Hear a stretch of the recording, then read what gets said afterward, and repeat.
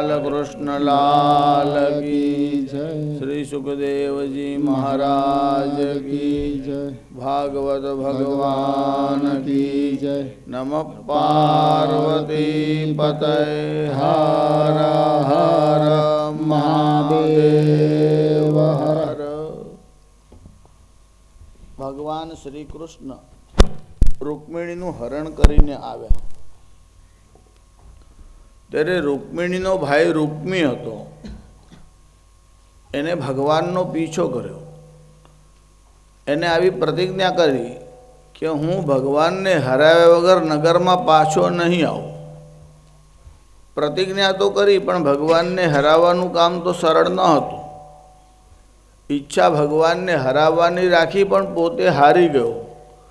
હવે પ્રતિજ્ઞા કરી કે નગરમાં પાછો નહીં જાઉં એટલે કુંડિનપુરમાં ન ગયો, નવું નગર વસાવ્યું અને ત્યાં રહેવા માટે ગયો. બલરામ ન આવત તો રૂક્મિણીને ભગવાને મારી નાખ્યો હોત, પણ બલરામે રક્ષા કરી. રૂક્મિણીને લઈ અને ભગવાન આવ્યા. ભગવાનનો રૂક્મિણી સાથે વિવાહ થયો. પહેલાં તો ભગવાન રૂક્મિણીને હરણ કરીને લાવ્યા, પછી વિધિવત એટલે વૈદિક વિધિથી વિવાહ કર્યો. ઘણા લોકો આવું સમજે છે કે સ્વયંવરની પ્રથા બહુ વર્ષોથી છે, સ્વયંવરને પસંદ કરે તેનું નામ સ્વયંવર. તો આજકાલ લોકો સ્વયં જ પસંદ કરે છે ને ક્યાં કોઈને પૂછે છે. છોકરો લગ્ન કરીને આવે, એના બાપા કે મને પૂછવું તો હતું. અરે વધારે કુશળ હોય તો કહે કે તમે મને પૂછ્યું હતું, હું તમને શા માટે પૂછું. સ્વયંવરનો અર્થ તમે એવો ન સમજો કે સ્વયં ઈચ્છા કરે અને વરને પસંદ કરે. નહીં, સ્વયંવર કેવળ ક્ષત્રિયોમાં થતો હતો. એક વાત યાદ રાખો, બ્રાહ્મણોમાં સ્વયંવર થયો નથી, વૈશ્યોમાં સ્વયંવર થયો નથી, શૂદ્રોમાં સ્વયંવર થયો નથી. સ્વયંવર કેવળ ક્ષત્રિયોમાં જ થતો હતો. ક્ષત્રિયોની વિશેષતા પરાક્રમથી છે. જે બ્રાહ્મણ વેદ ન ભણે તે બ્રાહ્મણનું બ્રાહ્મણપણું વ્યર્થ છે. જે ક્ષત્રિયમાં પરાક્રમ ન હોય તેનું ક્ષત્રિય હોવાનું વ્યર્થ છે. ધિક્કાર હૈ ઉસ વિપ્ર કો જિસને ન જાના વેદ કો, ધિક્કાર ઉસ ક્ષત્રિય કો કર્તવ્ય से जो च्युत हुआ, धिक्कार है उस वैश्य को जो वित्त में ही लीन है, पुरुषार्थ अंतिम सिद्ध कर्मत भेद में आसक्त हो. જે બ્રાહ્મણ વેદ ભણતો નથી તેનો બ્રાહ્મણ જન્મ એળે ગયો કહેવાય. જે ક્ષત્રિયમાં પરાક્રમ ન હોય તેનું ક્ષત્રિયપણું વ્યર્થ ગયું. ત્યારે ક્ષત્રિયોમાં બલ અને પરાક્રમ મુખ્ય છે.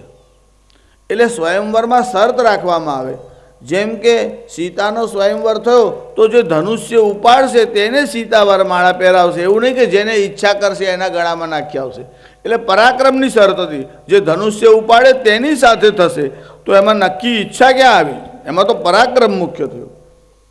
પાંડવોના સમયમાં જે મત્સ્ય વેદ કરશે તેને દ્રૌપદી વરમાળા પહેરાવશે. હા, કર્ણ ઊભો થયો ત્યારે ભગવાન શ્રી કૃષ્ણે સંકેત કર્યો. અને સંકેત કર્યો ત્યારે દ્રૌપદી આવું બોલી છે કે નાહમ વરયામી સૂતપુત્રમ. કર્ણ ઊભો થયો ત્યારે બધાના મનમાં એવો વિચાર આવ્યો કે કર્ણ શક્તિશાળી છે, બાણાવળી છે, એ મત્સ્ય વેદ કરશે અને વરમાળા એને પહેરાવી પડશે. તો પણ આ સ્વયંવરમાં ક્ષત્રિયો સિવાય બીજાથી ભાગ ન લેવાય. અને કર્ણ અધિરથને ત્યાં મોટો થયો હતો એટલે દ્રૌપદીના મનમાં પણ એવું જ હતું કે આ સૂત પુત્ર છે. રહસ્યોદ્ઘાટન તો પાછળથી થયું કે આ કુંતાનો પુત્ર છે, પણ સૂત પુત્ર હોવાથી ક્ષત્રિયોને જ અધિકાર છે એમાં ભાગ લેવાનો, બીજાઓને નહીં. એટલે સ્વયંવરની પ્રથા માત્ર ક્ષત્રિયોમાં જ હતી અને તેમાં બલ પરાક્રમ મુખ્ય છે, કેવળ ઈચ્છાના આધારથી નહીં. આગળ ભાગવતજીમાં પણ કથા આવશે. દુર્યોધનની જે કન્યા છે એનું અપહરણ કરીને ભગવાન શ્રી કૃષ્ણના પુત્ર સાંબ જ ગયા હતા. તાત્પર્ય એવું કે ક્ષત્રિયોમાં આ પ્રથા છે, એમાં બલવીર્ય મુખ્ય છે અને તેથી ભગવાન રૂક્મિણીનું હરણ કરીને આવ્યા. રૂક્મિણી એ સાક્ષાત લક્ષ્મી છે. શ્રી કૃષ્ણ પ્રત્યક્ષ પરમાત્મા છે. શ્રી કૃષ્ણ નારાયણ છે. નારાયણ સિવાય લક્ષ્મીને કોઈ વરી શકે નહીં. શિશુપાળની ઈચ્છા રૂક્મિણી સાથે વિવાહ કરવાની હતી અને રૂક્મિણીનો ભાઈ રૂક્મી પણ એવી ઈચ્છા રાખતો હતો કે મારી બહેન શિશુપાલ સાથે વરે. આનું નામ શિશુપાલ છે. શિશુ કોને કહેવાય? શિશુ એટલે બાળક, અને પાલ એટલે પાલન પોષણ. જે બાળકોના પાલન પોષણમાં જ લાગેલો રહે છે તે શિશુપાલ છે. અર્થાત જે ગૃહસ્થાશ્રમમાં આસક્ત રહે છે તે શિશુપાલ છે. એટલે રૂક્મિણીએ લખ્યું કે ગોમા યુવન મૃગપતેર બલિમંબુજાક્ષ. જેમ શિયાળ જે છે એ શિવના ભક્ષ્યને છીનવી શકતો નથી, એમ હું શ્રી કૃષ્ણના માટે નિર્માણ થઈ છું.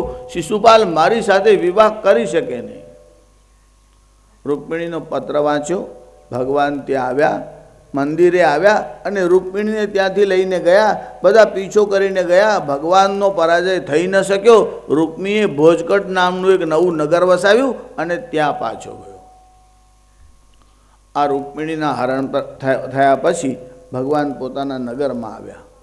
તે પછી એક બીજા ઉપાખ્યાનનો આરંભ કર્યો, જેની કથા ભગવાન ઉપર જૂઠું આડ ચડાવવામાં આવ્યું અને તેને પરિણામે શું શું થયું એ કથાનો એમાં ઉલ્લેખ છે. આ સેમંતક મણિની કથા છે અને એ કથાની સાથે સાથે ભગવાનના અન્ય વિવાહોની કથા પણ જોડાયેલી છે, એટલે એ કથાનો આરંભ કર્યો.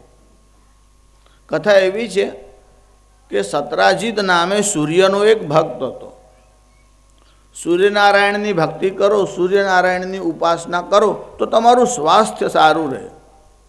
આરોગ્યમ ભાસ્કરાદ ઈચ્છેદ. જેને આરોગ્ય સારું રાખવું હોય તેને સૂર્યની ઉપાસના કરવી. ધનમ ઈચ્છેદ હુતાસન. જેને ધનની ઈચ્છા હોય તેને અગ્નિની પૂજા કરવી. જેને ત્યાં અગ્નિ ચાલુ રહે એને ત્યાં ધન આવે છે. અગ્નિ ચાલુ રહે એટલે ચાહે હવન થતો હોય, ચાહે તો અતિથિ જેના ઘરમાં આવે, અતિથિ આવે એટલે ચા બનાવ, કોફી બનાવ, નાસ્તો બનાવ, રસોઈ બનાવ, ત્યારે અગ્નિ જ્યાં ચાલુ રહે ત્યાં ધન સંપત્તિ બહુ આવે છે. તમે એવું કહો શાસ્ત્રીજી આ દારૂનો ભઠ્ઠો ચલાવે તે પણ અગ્નિ તો ચલાવે જ ને. સાચી વાત છે, ધન તો ત્યાં પણ આવશે પણ ખોટી રીતે આવે છે, માટે એ ટકશે નહીં અને અશાંતિ પેદા કરશે. એનું કારણ જે અલક્ષ્મી આવે છે એ શાંતિ આપી શકતી નથી.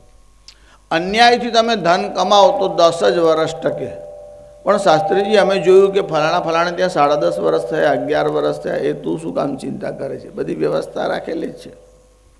અન્યાયાર જીતવિત્તાની 10 વર્ષાણી તિષ્ઠતી. અન્યાયથી જે ધન આવે છે તે 10 વર્ષ રહે છે. પ્રાપ્તે તું 11 વર્ષે, કદાચ 11મું વર્ષ લાગી જાય તો સમૂલંચ વિનશ્યતી. પેલું પ્રામાણિકતાથી આવ્યું હોય તેને પણ લઈને જાય છે. મોટા લોકોને યાત્રામાં જવાનું હોય તો 15 દાડા પહેલાં રિઝર્વેશન કરાવે છે. લક્ષ્મીજી એકદમ થોડા જાય, એમને રિઝર્વેશન બિસ્તરો બાંધતા વાર તો લાગે ને. 10 વર્ષને પહેલાં 11 થાય તો સમૂલંચ વિનશ્યતી. પ્રામાણિકતાથી આવેલું હોય તે પણ ભેગું જાય છે. તાત્પર્ય એવું કે અન્યાયથી જે ધન કમાઓ એ લાંબા સમય સુધી રહી શકતું નથી. આ સત્રાજીત સૂર્યનો ભક્ત હતો, સૂર્યનારાયણની ઉપાસના કરતો હતો. સૂર્યનારાયણ સત્રાજીતના ઉપર પ્રસન્ન થયા. એટલું જ નહીં, સૂર્ય સાથે એને મૈત્રી બાંધી. આ સૂર્ય આખા વિશ્વનો મિત્ર છે. સૂર્યાત્મા જગતસ્થ સુખશ્ચ. સૂર્ય આખા જગતની આત્મા છે. સૂર્ય ન હોય તો જગતનું અસ્તિત્વ રહી શકે નહીં. જે વનસ્પતિ તમે આહાર માટે લો છો એ વનસ્પતિ પોતાનો આહાર કેવી રીતે બનાવે છે? સૂર્યના પ્રકાશમાં વનસ્પતિ પોતાનો આહાર બનાવે છે. જો સૂર્યનારાયણનો ઉદય ન થાય તો વનસ્પતિને પોષણ મળતું નથી. સૂર્ય અને ચંદ્ર એ વનસ્પતિને પોષણ આપે છે. પુષ્ણામી ચૌષધિ સર્વા સોમો ભૂતવા રસાત્મક. ભગવાન ગીતામાં કહે છે આ ચંદ્રમા શું કરે છે? બધી ઔષધિઓને પુષ્ટિ આપવાનું કામ ચંદ્રમાનું છે. સૂર્યને કારણે સૌર શક્તિને લીધે જ મનુષ્ય અને પ્રાણીઓ કાર્ય શક્તિને નિર્માણ કરે છે. હવે તો સોલરથી બધા બહુ કામો થવા લાગ્યા છે, એટલે જ્યારે આર્થિક લાભ થવા લાગ્યો ત્યારે તો બધાને સૂર્યકિરણોનો મહિમા સમજાયો જ છે. પણ આપણે ત્યાં શાસ્ત્રોમાં સૂર્યને જગતની આત્મા માની છે. આ સૂર્ય અને સત્રાજીતના વચ્ચે મૈત્રી થઈ. મૈત્રી થઈ એટલે મૈત્રીના આ ગુણધર્મ છે. તમારો એકબીજા ઉપર પ્રેમ થાય એની ખાતરી શાનાથી થાય? આ 6 ગુણધર્મો પ્રેમના એટલે કે મૈત્રીના છે. દદાતી, પ્રતિગૃહ્ણાતિ, આપવું અને લેવું. કેવળ વન વે ના હોય, મૈત્રી હોય એટલે બંને તરફથી હોય. શક્તિ અનુસાર આપે, એવું ન હોય કે જે ધનાઢ્ય માણસ હોય એવું આપે, એવું ગરીબ માણસ આપે. પણ કંઈ પણ આપવાની ભાવના થાય. દદાતી પ્રતિગૃહ્ણાતિ ગુહ્ય માખ્યાથી પૃચ્છતી. ગુહ્ય વાત પૂછવી અને ગુહ્ય વાત કહેવી. તમારો મિત્ર હોય એને જ પૂછાય. અજાણ્યો માણસ હોય અથવા દૂરનો સંબંધ હોય તો શું શું કરીને તમારે કાનમાં જઈને સાંભળવાની જરૂર નહીં. એ દૂર જઈને વાત કરે છે એનો મતલબ જ એવો કે તમને કહેવી નથી. પછી તમે ત્યાં જઈને શા માટે પૂછો છો શું થયું શું થયું? તને નથી કહેવી એટલે તો પેલો આગો ગયો, તારે આ પાછળ જાય એમ શું શું, પણ તને નથી કહેવાનું, તું ચૂપચાપ બેસ. જ્યાં અતિશય મૈત્રી હોય ત્યાં જ ગુપ્ત વાત પૂછવાનો અધિકાર છે.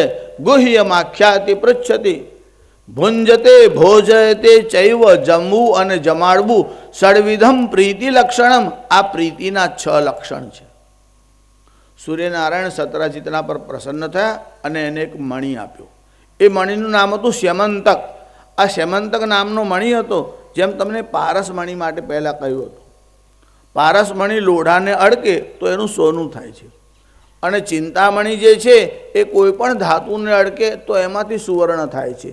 આ શ્યમંતક નામનો મણિ હતો, એને સ્પર્શ નહીં, એ પોતે જ રોજ રોજ પ્રતિદિન 8 ભાર સોનું આપતો હતો. 20 તુલા એટલે 1 ભાર થાય. રોજ 8 ભાર સોનું આ શ્યમંતક મણિ આપતો હતો. જ્યારે સતરાજીત પાસે આવો મણિ આવ્યો ત્યારે પોતાના ગળામાં ધારણ કરી અને આ સતરાજીત નગરમાં આવ્યો. બધાને આશ્ચર્ય થયું. સાક્ષાત જાણે સૂર્યનારાયણ આવતા હોય એવો પ્રકાશ થવા લાગ્યો. બધાએ શ્રી કૃષ્ણને કહ્યું કે સૂર્યનારાયણ આપને મળવા આવતા હોય એવું લાગે છે. ભગવાને કહ્યું સૂર્યનારાયણ નથી, આ સૂર્યનો મિત્ર સતરાજીત છે. શ્યમંતક મણિ ધારણ કરીને આવ્યો છે. આ મણિનો આવો પ્રભાવ છે એટલે આટલો બધો પ્રકાશ થાય છે. સતરાજીત શ્રી કૃષ્ણને મળવા આવ્યા. શ્રી કૃષ્ણે કહ્યું ઉગ્રસેન આપના રાજા છે, એટલે એક કામ કરો, આ મણિ જે છે એ ઉગ્રસેન રાજાને આપી દો.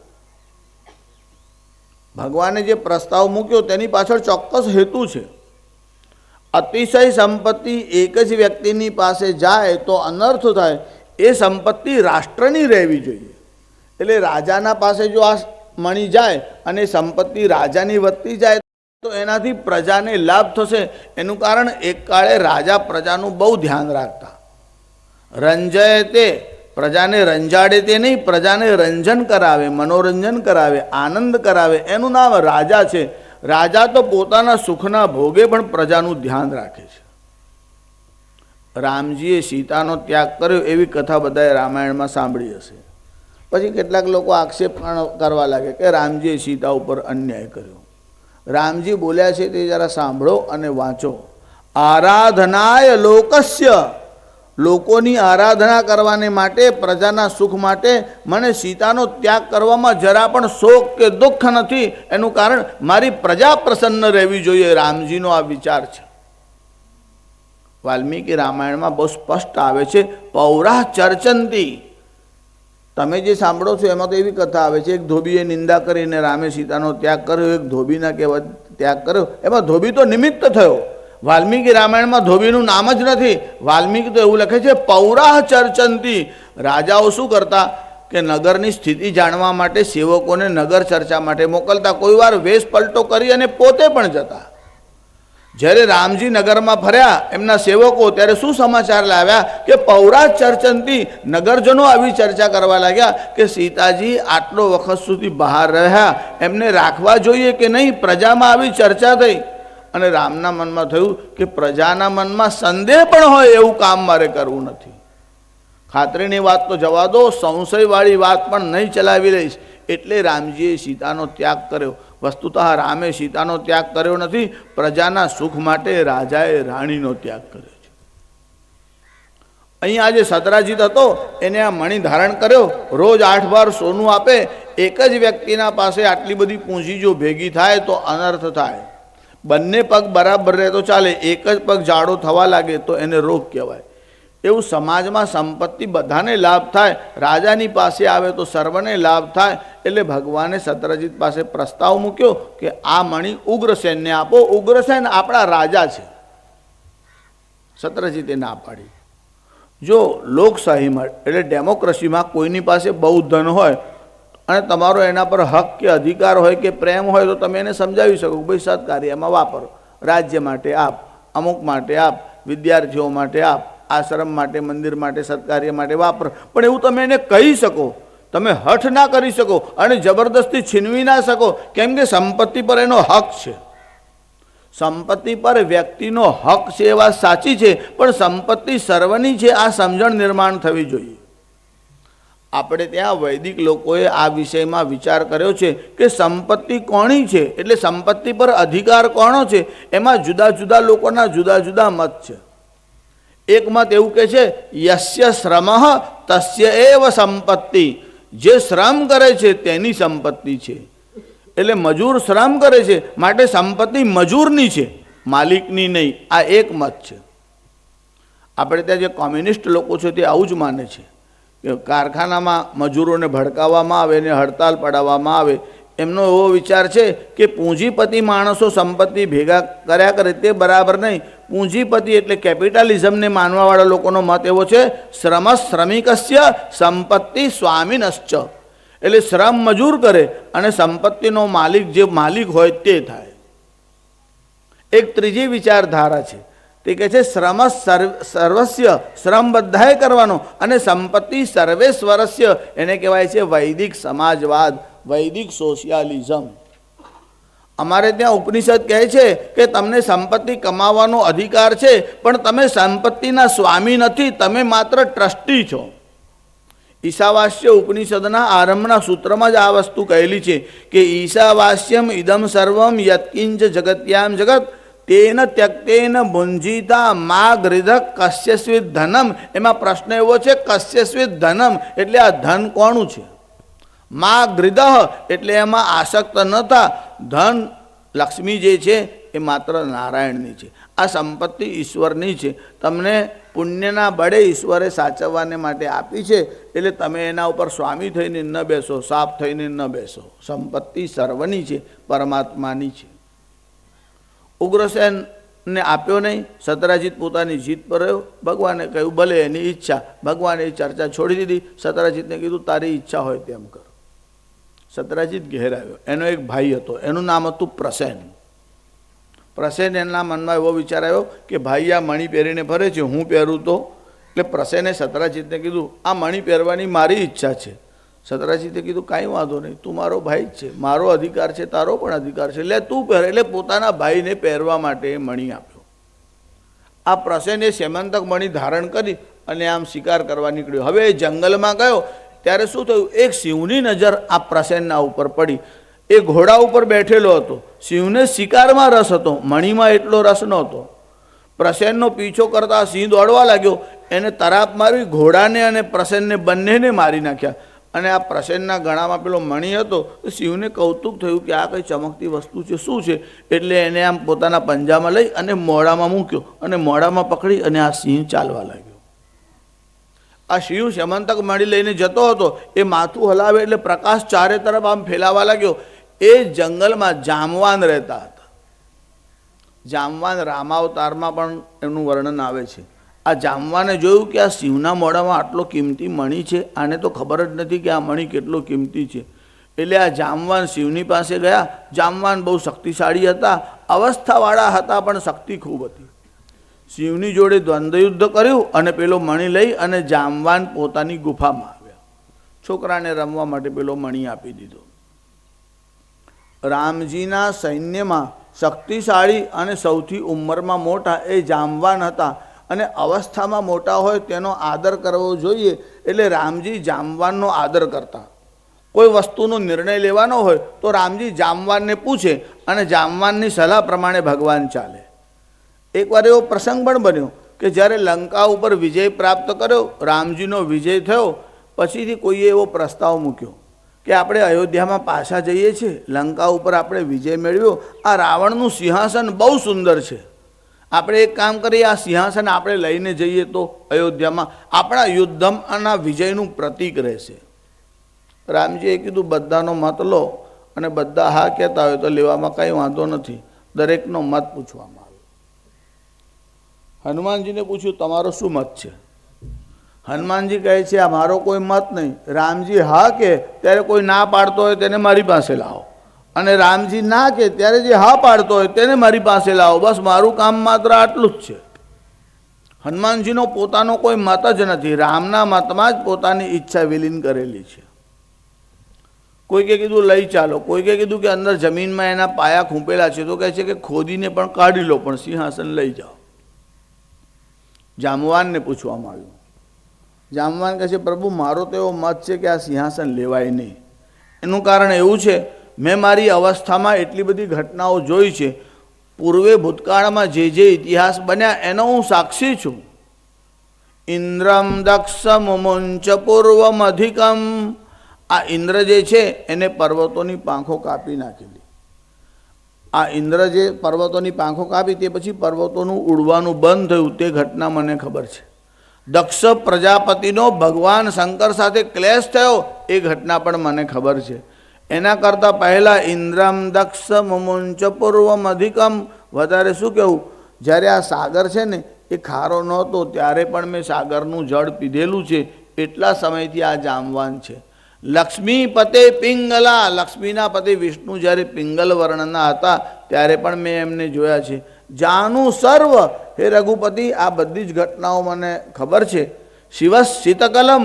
ભગવાન શંકર નીલકંઠ નહોતા થયા, કારણ કે સમુદ્ર મંથન થયું અને ઝેર નીકળ્યું. પછી ભગવાન શંકરે ઝેર પીધું ત્યારે એમનો કંઠ નીલ થયો, પણ ઝેર પીતા પહેલાં પણ મેં ભગવાન શંકરને જોયા છે. આ બધી ઘટનાઓ મને ખબર છે. જાનું સર્વ. પણ હે રઘુપતિ દત્તમ સ્વયં ન હારિણ. દાનમાં આપ્યા પછી પાછું લઈ લીધું હોય એવું મેં મારા આટલા આયુષ્યમાં જોયું નથી. હવે લંકા પર વિજય થયો, આપણે આખું રાજ્ય વિભીષણને આપી દીધું અને સિંહાસન પાછું લઈ જઈએ એ બરાબર નથી. દાન કર્યા પછી પાછું લેવાય નહીં એવો મારો મત છે. રામજીએ કહ્યું જામવાનની વાત સાચી છે, સિંહાસન ત્યાં રાખવામાં આવ્યું. આ જામવાન શક્તિશાળી હતો, રામજીના વખતમાં હતો. હવે કૃષ્ણાવતારમાં પણ આ જામવાન હતો. એનું આયુષ્ય બહુ મોટું હતું. એના મનમાં વિચાર આવ્યો, બધા કહે છે આ કૃષ્ણ સાક્ષાત ભગવાન છે, તો એનો અર્થ એવો થયો કે જે રામાવતારમાં હતા એ જ કૃષ્ણાવતારમાં પાછા આવ્યા છે. હવે જો કૃષ્ણાવતાર અને રામાવતાર એક જ હશે તો જ એમનો વિજય થઈ શકે, બાકી મને કોઈ હરાવી શકે નહીં. એટલે આ પેલો મણી લઈ અને જામવાન પોતાની ગુફામાં આવ્યો અને છોકરાને રમવા માટે આપી દીધો. આ તરફ સતરાજીતે શું કર્યું, એને ભગવાને એની પાસે મણી તો માગ્યો હતો. જ્યારે સતરાજીતે ના પાડી ત્યારે એને શું કર્યું કે ભગવાનના ઉપર આરોપ મૂક્યો. આરોપ એવો મૂક્યો કે મેં મારા ભાઈને આ મણી આપ્યો હતો, ભગવાનને જોઈતો હતો, મેં ના પાડી એટલે પ્રસેનને મારી નાખ્યો અને મણી લઈ લીધો. એટલે ભગવાનના પર જૂઠો આરોપ મૂક્યો કે પ્રસેનની હત્યા ભગવાન શ્રી કૃષ્ણે કરી છે. હવે ભગવાન શ્રી કૃષ્ણ તો આ વિષયમાં નિર્દોષ હતા. એટલે ભગવાન બધાને લઈ અને વનમાં જે આ ઘટના બની હતી તે ઘટના સ્થળ ઉપર ભગવાન ગયા. અને ભગવાન જ્યારે તપાસ કરવા લાગ્યા ત્યારે ત્યાં આગળ કોણા કોણા ચરણચિહ્ન છે તે જોયું. એક તો ઘોડો મરી ગયો એ ત્યાં પડ્યો હતો, પ્રસેન છે એનું પણ મૃત શરીર ત્યાં પડેલું હતું. હવે જે સિંહ મણી લઈને જતો હતો એ સિંહને જામવાને માર્યો એટલે સિંહના ચરણચિહ્ન પણ ત્યાં હતા. એ સિવાય બાકી બધા પ્રાણી મરેલા પડ્યા હતા, પણ એક ચરણચિહ્ન જે જામવાનના છે તે એવા હતા કે એનું મૃત શરીર ત્યાં નથી પણ ચરણચિહ્ન છે. એટલે ભગવાન એના પગલાં જોતા જોતા જ્યાં ગુફામાં ગયા તો ગુફામાં છોકરાને પેલો મણી રમવા માટે આપેલો હતો. એટલામાં એની દાસી હતી, તેને બૂમ પાડી કે અંદર કોઈ અજાણ્યો પુરુષ આવ્યો છે. એટલે જામવાન આવ્યો. એટલે ભગવાને કીધું મણી લાવો. એટલે જામવાન કહે છે કે આમને એમ ના આપો, મારી સાથે યુદ્ધ કરો, જો તમે યુદ્ધમાં જીતી જાઓ તો હું તમને મણી આપું. જામવાનના મનમાં વિચાર આવ્યો કે આ સાક્ષાત રામ હશે તો જ મને પરાભવ કરી શકશે, બાકી મને કોઈ હરાવી શકે નહીં. પછી જામવાન અને ભગવાન શ્રી કૃષ્ણનું દ્વંદ્વ યુદ્ધ થયું. જો કુલ મહાભારતનું યુદ્ધ 18 દિવસ ચાલ્યું, પણ જામવાન અને શ્રી કૃષ્ણનું યુદ્ધ 28 દિવસ સુધી ચાલ્યું. 12 દિવસ થયા ભગવાન શ્રી કૃષ્ણ ગુફામાંથી બહાર ન આવ્યા. એટલે બધા યાદવોના મનમાં ચિંતા થઈ. એટલે વસુદેવ, દેવકી જેટલા પણ હતા, બલરામ વગેરે બધાના મનમાં થયું કે હજુ ભગવાન કેમ પાછા ના આવ્યા. એટલે ભગવાન હેમખેમ પાછા આવે એટલે દુર્ગામ કૃષ્ણોપલબ્ધે, દુર્ગા દેવીની પૂજા કરી. દુર્ગામ કૃષ્ણોપલબ્ધે ભાગવતજીના 10મ સ્કંદના 56મા અધ્યાયના 35મા શ્લોકમાં આવું સ્પષ્ટ શબ્દોમાં લખ્યું કે શ્રી કૃષ્ણની પ્રાપ્તિ માટે આખા યાદવ પરિવારે દુર્ગાની ઉપાસના કરી, કોઈનો અન્યાશ્રય ન થયો. દુર્ગાની ઉપાસનાથી શ્રી કૃષ્ણ પાછા મળ્યા અને બધાએ ઉત્સવ મનાવ્યો. તાત્પર્ય એવું કે ભગવાન જામવાનના પાસેથી મણી લઈ અને બહાર આવ્યા. હવે જામવાનને ખાતરી તો થઈ જ ગઈ કે આ સાક્ષાત વિષ્ણુ જ છે. એટલે જામવાનના મનમાં વિચાર આવ્યો, મેં ભગવાન સાથે યુદ્ધ કર્યું, આ બરાબર નહીં. એટલે પ્રાયશ્ચિતનો વિચાર આવ્યો. જ્યારે પ્રાયશ્ચિતનો વિચાર આવ્યો ત્યારે એને શું કર્યું, આ જામવાને પોતાની કન્યાનું નામ જામવતી હતી તે ભગવાન સાથે પરણાવી અને જમૈરાજને પેલો મણી હતો તે દહેજમાં આપ્યો. ભગવાન મણી લેવા ગયા હતા પણ કન્યા લઈને આવ્યા અને મણી પણ લઈને આવ્યા. ભગવાનને મણીનો લોભ નહોતો. ભગવાને તો સતરાજીતને એવું બતાવવું હતું કે તે મારા પર આરોપ મૂક્યો કે મણી માટે મારા ભાઈને માર્યો, એ વાત ખોટી છે. ભગવાને સભા ભેગી કરી અને બધાના દેખતા સતરાજીતના હાથમાં મણી આપ્યો અને કીધું, લે આ તારો મણી અને તારા ભાઈને મારનાર કોણ છે તે જાણી લે. મારા ઉપર મૂકેલો આરોપ જૂઠો છે. હવે સતરાજીતના મનમાં બહુ ક્ષોભ થયો કે મેં ભગવાનના પર જૂઠો આરોપ મૂક્યો. એટલે એને પણ પ્રાયશ્ચિત કરવાનો વિચાર કર્યો. પ્રાયશ્ચિત શું કર્યું, એની કન્યાનું નામ હતું સત્યભામા. જો આ સ્યમંતક મણીની કથાની સાથે સાથે ભગવાનના વિવાહની કથા છે. એક તો ભગવાનનો જામવતી સાથે વિવાહ થયો, બીજું આ સતરાજીતની કન્યા જેનું નામ સત્યભામા હતું. આ સતરાજીતે પોતાની સત્યભામા નામની કન્યા ભગવાનની સાથે પરણાવી અને જમૈરાજને મણી દાઈજામાં આપ્યો. ભગવાને કહ્યું, મારે આ મણી જોઈતો નથી, મેં મણી માટે આ કામ કર્યું જ નથી. આ સાચવીને તું જ રાખ. તારી ઈચ્છા આપવાની નહોતી, મેં તો રાષ્ટ્રના સુખ માટે માગ્યો હતો. તારે વ્યક્તિગત હક રાખવો હતો તારી પાસે રાખ, મારે મણી જોઈતો નથી. ભગવાને સતરાજીતને મણી આપ્યો અને ભગવાન દ્વારકામાં આવ્યા. જો ભગવાન તો દ્વારકામાં આવ્યા પણ અક્રૂર અને સતધન્વા આ બંનેને એક મોકો સારો મળ્યો. આ અક્રૂરજી જે હતા એમ તો શ્રી કૃષ્ણના ભક્ત છે, પણ શાસ્ત્રકારો કહે છે ભક્તિ માર્ગમાં લોભ વિઘ્ન કરે છે. તમે ભક્ત થશો એટલે લોભ જતો રહેશે આવું માનવાનું કારણ નહીં. લોકો ભક્તિ કરે પણ લોભ બહુ રાખે. અક્રૂરજીના મનમાં પણ મણીનો લોભ થયો. આ અક્રૂરજી સતધન્વાની પાસે ગયા. એમની સાથે કૃતવર્મા પણ હતા અને એમને સતધન્વાને ઉશ્કેર્યો. ઉશ્કેર્યો કેવી રીતે? ઘટના બની હતી, ઝઘડાના જે કારણ છે એમાં ધન અને સ્ત્રી એ ઝઘડાનું મુખ્ય કારણ છે. આ સત્યભામા જે છે એ સતરાજીતના પુત્રી હતા. સતરાજીતે શું કરેલું, બે ઠેકાણે પહેલાં કહી આવ્યો કે મારી કન્યાનું લગ્ન તમારી જોડે કરીશ. શાસ્ત્રકારો કહે છે જ્યાં સુધી તમને ખાતરી ન થાય કે આની સાથે વિવાહ કરવો છે ત્યાં સુધી કોઈને વચન આપવું નહીં. અને એક ઠેકાણે વચન આપ્યું હોય તો બીજે ઠેકાણે એવું કહેવાય નહીં કે મારી કન્યા તમને આપીશ. પણ સતરાજીત 3 ઠેકાણે ચોખા મૂકી આવેલો. અક્રૂરજીને કહી આવેલો મારી કન્યા તમને આપીશ. કૃતવર્માને કહી આવ્યો મારી કન્યા તમને આપીશ. સતધન્વાને કહ્યું મારી કન્યા તમને આપીશ. જ્યાં જ્યાં ગયો સંપત્તિ અને પ્રભાવ જોયો, મનમાં વિચાર થયો કે આ મૂર્તિઓ સારો છે, આને કન્યા આપવા જેવી છે. તમારા મનમાં વિચાર આવે પણ નિર્ણય ન કરો ત્યાં સુધી આવું બોલાય નહીં. આ સત્યભામાને આપવાનું આ 3 જગ્યાએ બોલી આવે. કહ્યું અક્રૂરને, કૃતવર્માને, સતધન્વાને, અને આપી કોણે? શ્રી કૃષ્ણને. એટલે પેલા 2 તો બાકી રહ્યા. એટલે એમના મનમાં સત્યભામા સાથે વિવાહ કરવાની બહુ ઈચ્છા હતી. વિવાહ ન થયો એટલે સતધન્વાને ઉશ્કેરવા લાગ્યા. સતધન્વાની પાસે બંને જણા પહોંચી ગયા અને કીધું આ સતરાજીત કેવો માણસ છે કે કેમ કે એની કન્યા તને આપવાનું કહ્યું હતું. એવું નથી કહેતા કે અમને આપવાનું કહ્યું હતું. સતધન્વાને કહે છે તને આપવાનું કહ્યું હતું. સતધન્વા કહે છે હા, પણ આ તો જુઠ્ઠો છે. તને આપવાનું કહી અને ફરી ગયો અને શ્રી કૃષ્ણને કન્યા આપી. અરે તારા પાસે શ્રી કૃષ્ણ કરતાં કઈ વસ્તુ ઓછી છે? તું બુદ્ધિમાન છે, તું રૂપાળો છે. મૂરખમાં મૂરખ માણસને જો તમે એવું કહો કે તું બુદ્ધિમાન છો તો એ હાથ કહેશે, ના કહે જ નહીં. આ સતધન્વાને પેલા કહેવા લાગ્યા તું બુદ્ધિમાન છે, શ્રી કૃષ્ણ કરતાં તારામાં કઈ વસ્તુની કમી છે? એ પણ એવું સમજવા લાગ્યો કે ભગવાન જોડે મારી તુલના થાય એવો હું છું. એને બરાબર ફૂલાવ્યો. આ સતધન્વા સતરાજીતને ત્યાં ગયો. રાત્રિનો સમય હતો, સતરાજીત સૂતો હતો. આ સ્વભાવથી દુષ્ટ હતો. એને જઈને ઊંઘમાં જ સતરાજીતને મારી નાખ્યો અને પેલો મણી લઈ લીધો. ધન જ્યારે આવે ત્યારે માણસની બુદ્ધિ બગડે છે. ધન સંપત્તિ આવે ત્યારે સન્મતિ ન હોય તો અનર્થ થાય છે.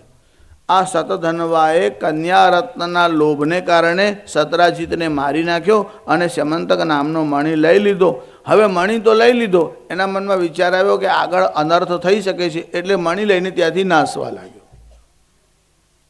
સત્યભામાને ખબર પડી એમના પિતાનો વધ થયો છે. સત્યભામા રડવા લાગ્યા. સત્યભામા ભગવાન શ્રી કૃષ્ણની પાસે ગયા અને સમાચાર આપ્યા કે મણીને કારણે મારા પિતાનો સતધન્વાએ વધ કર્યો. એટલે શ્રી કૃષ્ણ સતધન્વાનો પીછો કરવા માટે નીકળ્યા. સતધન્વાને સમાચાર મળ્યા કે શ્રી કૃષ્ણ એને પકડવા આવે છે, એટલે ભાગવા લાગ્યો. શ્રી કૃષ્ણથી ભાગીને ક્યાં જાય? એટલે અક્રૂરજીના પાસે આવ્યા. અક્રૂરજીને કહ્યું, આ મણી છે ને તે લો અને મને સંતાડી દો. અક્રૂરે કીધું, તું અહીંથી ભાગી જા, હું તને ન રાખું. શ્રી કૃષ્ણ જેનો પીછો કરે એને યમરાજ પણ રક્ષા આપી ન શકે. આ કામ મારાથી નહીં થાય. અક્રૂરે ના પાડી, કૃતવર્માએ ના પાડી. સતધન્વાને કીધું, તું અહીંથી જાન બચાવવા માટે ભાગી જા. સતધન્વાને ભગાડી મૂક્યો. એને ભાગવા માટે ઘોડો આપ્યો અને મણી પોતે લઈ લીધો. સતધન્વા ભાગ્યા. 400 કોસ દૂર ગયા ત્યાં તો ભગવાને સતધન્વાને પકડી નાખ્યો. ભગવાન પીછો કરતા સતધન્વાની પાસે આવ્યા. ભગવાન રથમાંથી કૂદ્યા એટલે આ નીચે ઉતરીને દોડવા લાગ્યો. છતાં ભગવાને તેને પકડ્યો. એક જ પ્રહાર કર્યો. ભગવાનને વાતચીત કરવાનો મોકો જ ન મળ્યો કે મણી ક્યાં છે, શું છે. એક જ પ્રહાર કર્યો. સતધન્વા ત્યાં ઢેર થઈને પડ્યો.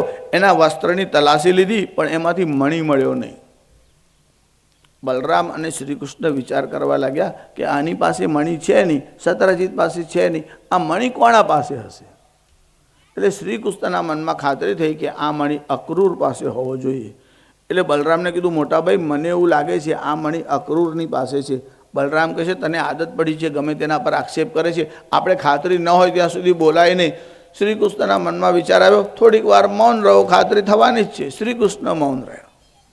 હવે અક્રૂરજી પાસે આ મણી હતો અને મણી રોજ 8 ભાર સોનું આપે. એમ કરતાં કરતાં કેટલાક મહિનાઓ પસાર થયા. સોનું એટલું બધું ભેગા થવા લાગ્યું. હવે અક્રૂરના મનમાં થયું કે આટલું બધું સોનું રાખવું ક્યાં? ધન સંપત્તિ પણ ક્યાં છુપાવવી? જો સત્કાર્યમાં ન વાપરો તો એ સંપત્તિ આપત્તિરૂપ થાય છે. અક્રૂરજીએ મનમાં વિચાર કર્યો, એના કરતાં યજ્ઞ કરીએ અને યજ્ઞ કાર્યમાં થોડું ધન વાપરીએ. એટલે અક્રૂરજીએ એક વિશાળ યજ્ઞનું આયોજન કર્યું. તેમાં બ્રાહ્મણોને બોલાવ્યા. એટલું જ નહીં, બ્રાહ્મણોને સુવર્ણની દક્ષિણા આપી. બ્રાહ્મણોને ભોજન માટે જે પાત્ર આપ્યા તેમાં સોનાની થાળીમાં બધા બ્રાહ્મણોને જમાડ્યા. સોનાની થાળીમાં તો જમાડ્યા, પણ એવું કહ્યું કે ભોજન કર્યા પછી તમારે આ થાળી લઈ જવાની છોડ. આવું કીધું હોય તો જ લઈ જવાય. હા, કેટલાક તો બહુ કુશળ હોય, ચાંદીની ચમચી જો હોય તો ન કીધું હોય તો ધીમે રહીને આમ ગજવામાં સરકાઈ દે. એમ કે અહીંયા તો કહ્યું હતું કે આ તમારા માટે જ છે, માટે બધા લઈને ગયા. આટલું બધું દાન થવા લાગ્યું સોનાનું. ભગવાનને પહેલાં શંકા હતી અને એમાં યજ્ઞ અને દાન 2 વાતથી ભગવાનની શંકા દૃઢ થઈ અને ભગવાન ગયા અક્રૂરજીને ત્યાં. શ્રી કૃષ્ણ આવ્યા એવા સમાચાર અક્રૂરને મળ્યા એટલે અક્રૂર સાવધાન થયા. અક્રૂર ભોજન કરવા માટે બેઠા હતા. યજ્ઞની દીક્ષા લીધી હતી. બધાએ અક્રૂરજીને કીધું શ્રી કૃષ્ણ આવ્યા છે. એટલે એમને કીધું શ્રી કૃષ્ણ આવે તો એવું કહેજો કે અક્રૂર મૌન રાખે છે, કારણ કે હમણાં યજ્ઞમાં બેઠા છે એટલે મૌન પાળશે. શ્રી કૃષ્ણ ત્યાં આવ્યા. હજુ શ્રી કૃષ્ણ કંઈક પૂછે, વાર્તાલાપ કરે, ત્યાં તો બધા આજુબાજુ ભેગા થઈને કહેવા લાગ્યા અક્રૂરજીને મૌન છે, યજ્ઞમાં બેઠા છે ને. જો દરેક વખતે મૌન રાખવાવાળો માણસ તપસ્વી છે, આવું કંઈ નહીં. સ્વાર્થ હોય તો પણ લોકો મૌન રાખે છે. અક્રૂરજી મૌન ધારણ કરીને બેઠા. ભગવાન ત્યાં આવ્યા. અક્રૂરજીને કીધું, મેં એવું સાંભળ્યું કે તમારે મૌન છે, મારે તમારું વ્રત તોડવું નથી, મણી આપી દો એટલે વ્રત નહીં તૂટે, કારણ કે એમાં બોલવાની જરૂર છે જ નહીં, મારે વાત કરવી જ નથી. ભગવાને કોઈ પ્રશ્ન કર્યો જ નહીં, સીધો મણી આપી દો આવું કહ્યું. ભગવાનનો દૃઢ વિશ્વાસ જોયો અક્રૂરને લાગ્યું એમ પણ ચોરી પકડાઈ ગઈ છે, હવે હા ના કરીશું તો અનર્થ થશે. અક્રૂરે મણી આપ્યો. ભગવાને વળી પાછો રાજાને આપ્યો અને કીધું કે આ પ્રજાના હિત માટે વાપરો. આ જ કામ ભગવાને પહેલાં જ વાર કહ્યું હતું. આટલા લોકોની હત્યા ન થઈ હોત અને આટલો અનર્થ ન થયો હોત. સંપત્તિ પર વ્યક્તિ જો પોતાનો હક જમાવીને બેસે તો એનાથી રાષ્ટ્રનું કલ્યાણ થતું નથી. અધિક સંપત્તિ હોય તો રાષ્ટ્રના માટે વાપરવી જોઈએ. એ ભગવાનનો મત બધાને ઠીક લાગ્યો, પણ એ ત્યારે કે જ્યારે એના દુષ્પરિણામ આવી ગયા. આ સ્યમંતક મણીનું ઉપાખ્યાન છે. જે કોઈ આ ઉપાખ્યાન સાંભળે તેના પર જૂઠ્ઠો આરોપ આવતો નથી, એવું એનું ફળ છે. એ જ કથા ગણેશ પુરાણમાં પણ આવે છે અને મહાભારતમાં પણ આવે છે.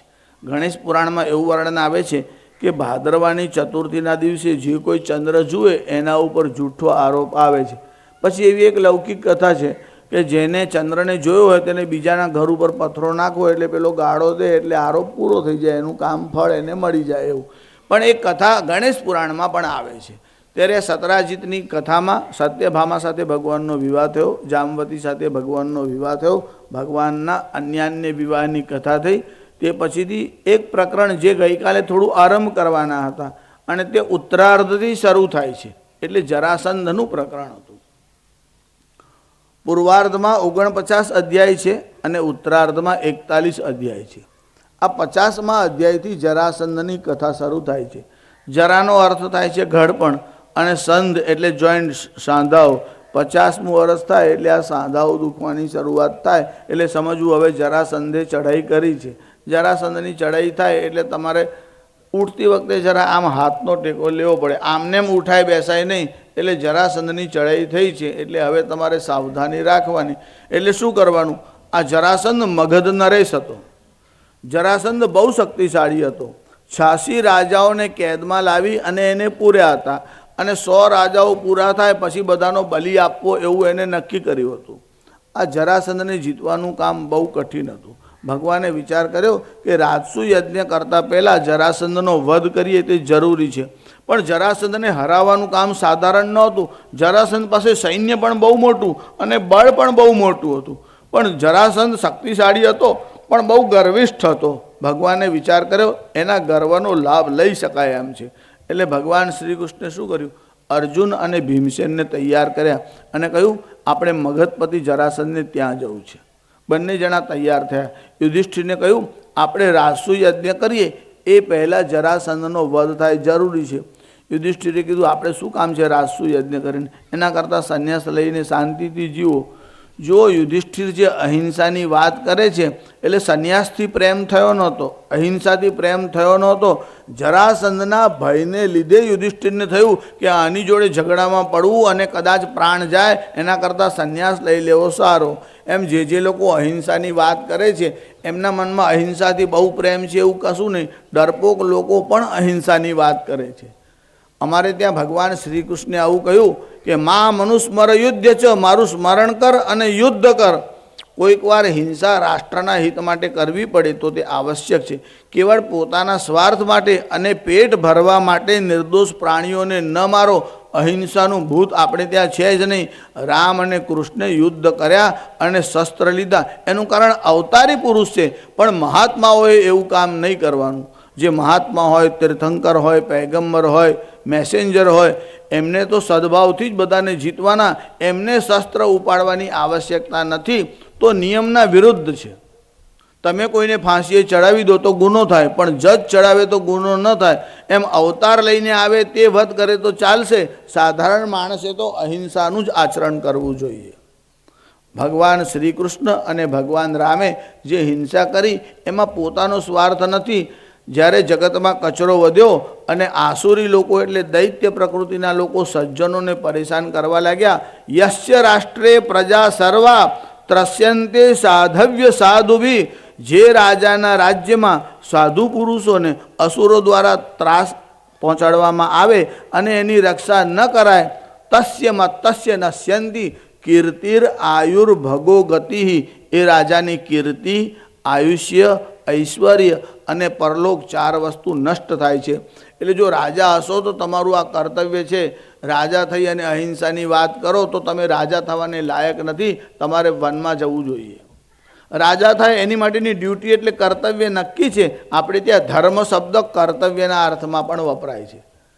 જેમ કે પાતિવ્રત ધર્મ એટલે શું? પત્નીએ જે ડ્યુટી બજાવવાની એને કહેવાય પાતિવ્રત ધર્મ.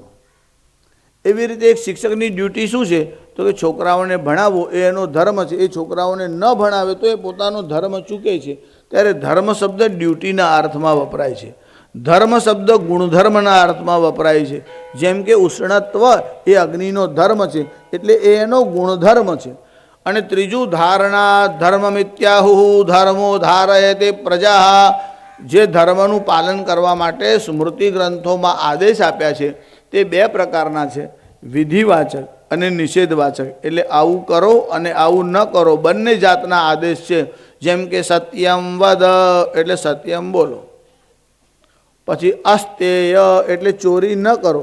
એટલે એક પોઝિટિવ છે એક નેગેટિવ છે. એટલે સત્ય બોલો એ પોઝિટિવ વિધેયાત્મક આદેશ છે અને ચોરી ન કરો, જૂઠ ન બોલો, હિંસા ન કરો આ બધા નિષેધાત્મક અને વિધેયાત્મક બંને પ્રકારના આદેશ છે.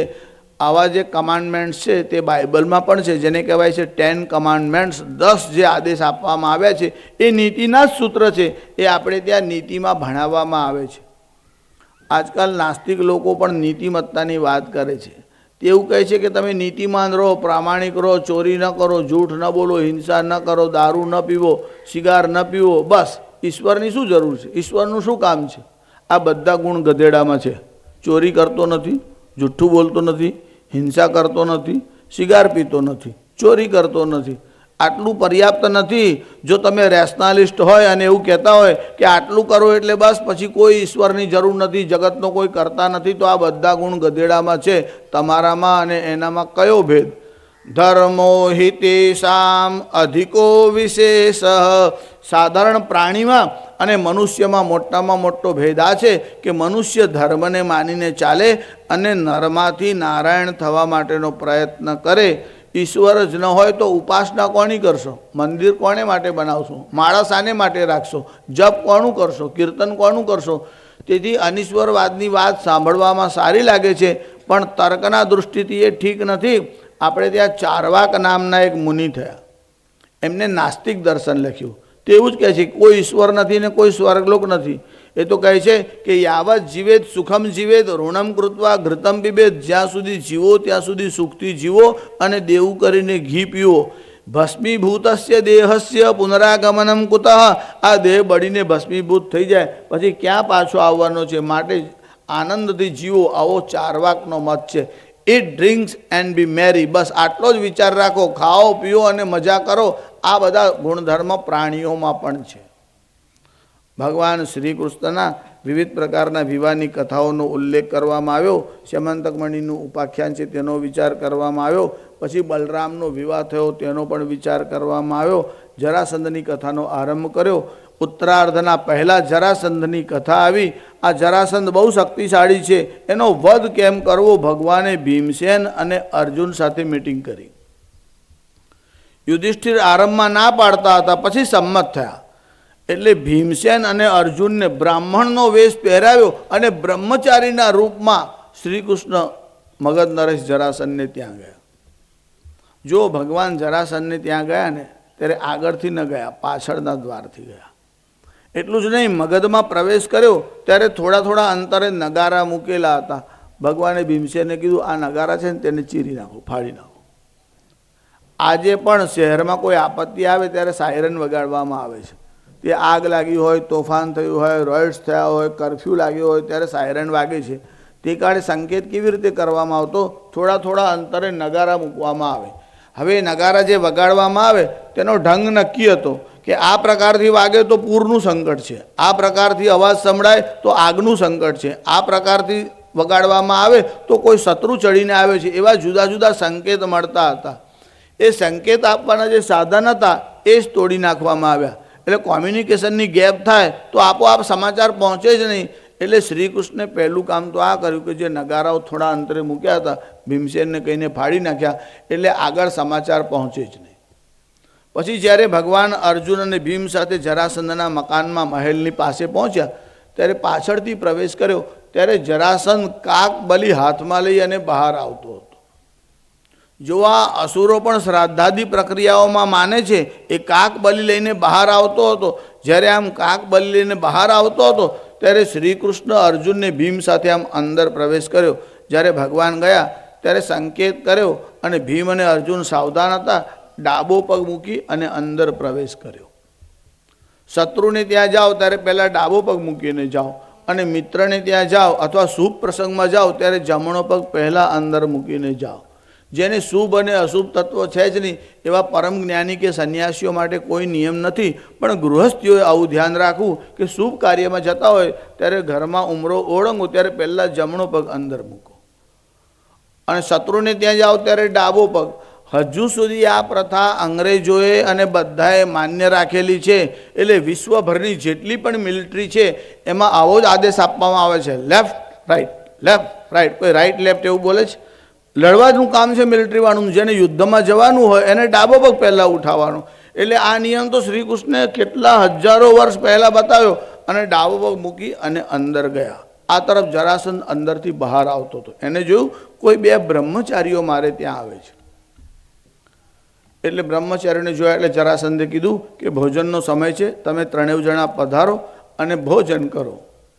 ભગવાને કીધું તું શું સમજે, અમે તારે ત્યાં ભિક્ષા માગવા માટે આવ્યા છે? ભિક્ષા તો અમને જોઈએ જ છે, પણ અમારે ભિક્ષામાં ભાત જોઈતો નથી. અમે તો દ્વંદ્વ યુદ્ધની ભિક્ષા માગવાના માટે આવ્યા છે.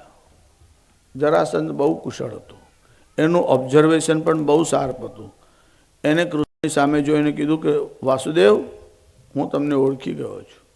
આ બંને બ્રાહ્મણો નથી, એમના હાથ ઉપર, એમના કાંડા ઉપર પણછના નિશાન પડેલા છે. તું આ ક્ષત્રિયોને બ્રાહ્મણનો વેશ પહેરાવીને આવ્યો છે, પણ તું એવા સમય આવ્યો છે કે ભોજનનો સમય છે, માટે તમે ભોજન કરો એવું હું તમને નિમંત્રણ આપું છું. બાકી તારી જે ઈચ્છા હશે તે હું પૂરી કરીશ. આમે તમારે અમુક ક્ષેત્રમાં જવાનું હોય તો તમારું ઓબ્ઝર્વેશન બહુ શાર્પ હોવું જોઈએ. મેડિકલના જે સ્ટુડન્ટ વિદ્યાર્થીઓ હતા તેમનો એક ઇન્ટરવ્યૂ રાખેલો હતો. ઇન્ટરવ્યૂમાં એમની ચકાસણી 2 રીતે કરવાની હતી. એક તો એમનું ઓબ્ઝર્વેશન શાર્પ હોવું જોઈએ, અને બીજું એમને સૂગ કે ચીડ ન આવવી જોઈએ. કારણ કે કોઈ બોડીને ચીરવાનું હોય, એમાં જો એમને સૂગ આવતી હોય તો કામ કેવી રીતે ચાલે? એટલે આ બંને વસ્તુનો ટેસ્ટ લેવાનો હતો. એટલે પ્રોફેસરે આ બધા વિદ્યાર્થીઓને એક રૂમમાં બોલાવ્યા. પછી એ પ્રોફેસર ત્યાં સામે ઊભા હતા. ત્યાં ટેબલ ઉપર 2 ગ્લાસ મૂકેલા હતા. એકમાં આમ ચોખ્ખું પાણી હતું, એકમાં થોડું ગંદુ પાણી હતું. એટલે એમણે કીધું જો ભાઈ તમને ચીડ આવે એવું બરાબર નહીં. એટલે આ પ્રોફેસરે શું કર્યું, પેલો ગંદા પાણીનો જે ગ્લાસ હતો ને તેમાં આંગળી બોળી અને આમ ચાટી. બધા વિદ્યાર્થીઓને કીધું તમે પણ આવું કરો. એટલે જે 45 વિદ્યાર્થીઓ ત્યાં બેઠા હતા એમાં 30 જણા આંગળી બોળીને ચાટવા લાગ્યા. કેવળ 15 જણા શાર્પ હતા.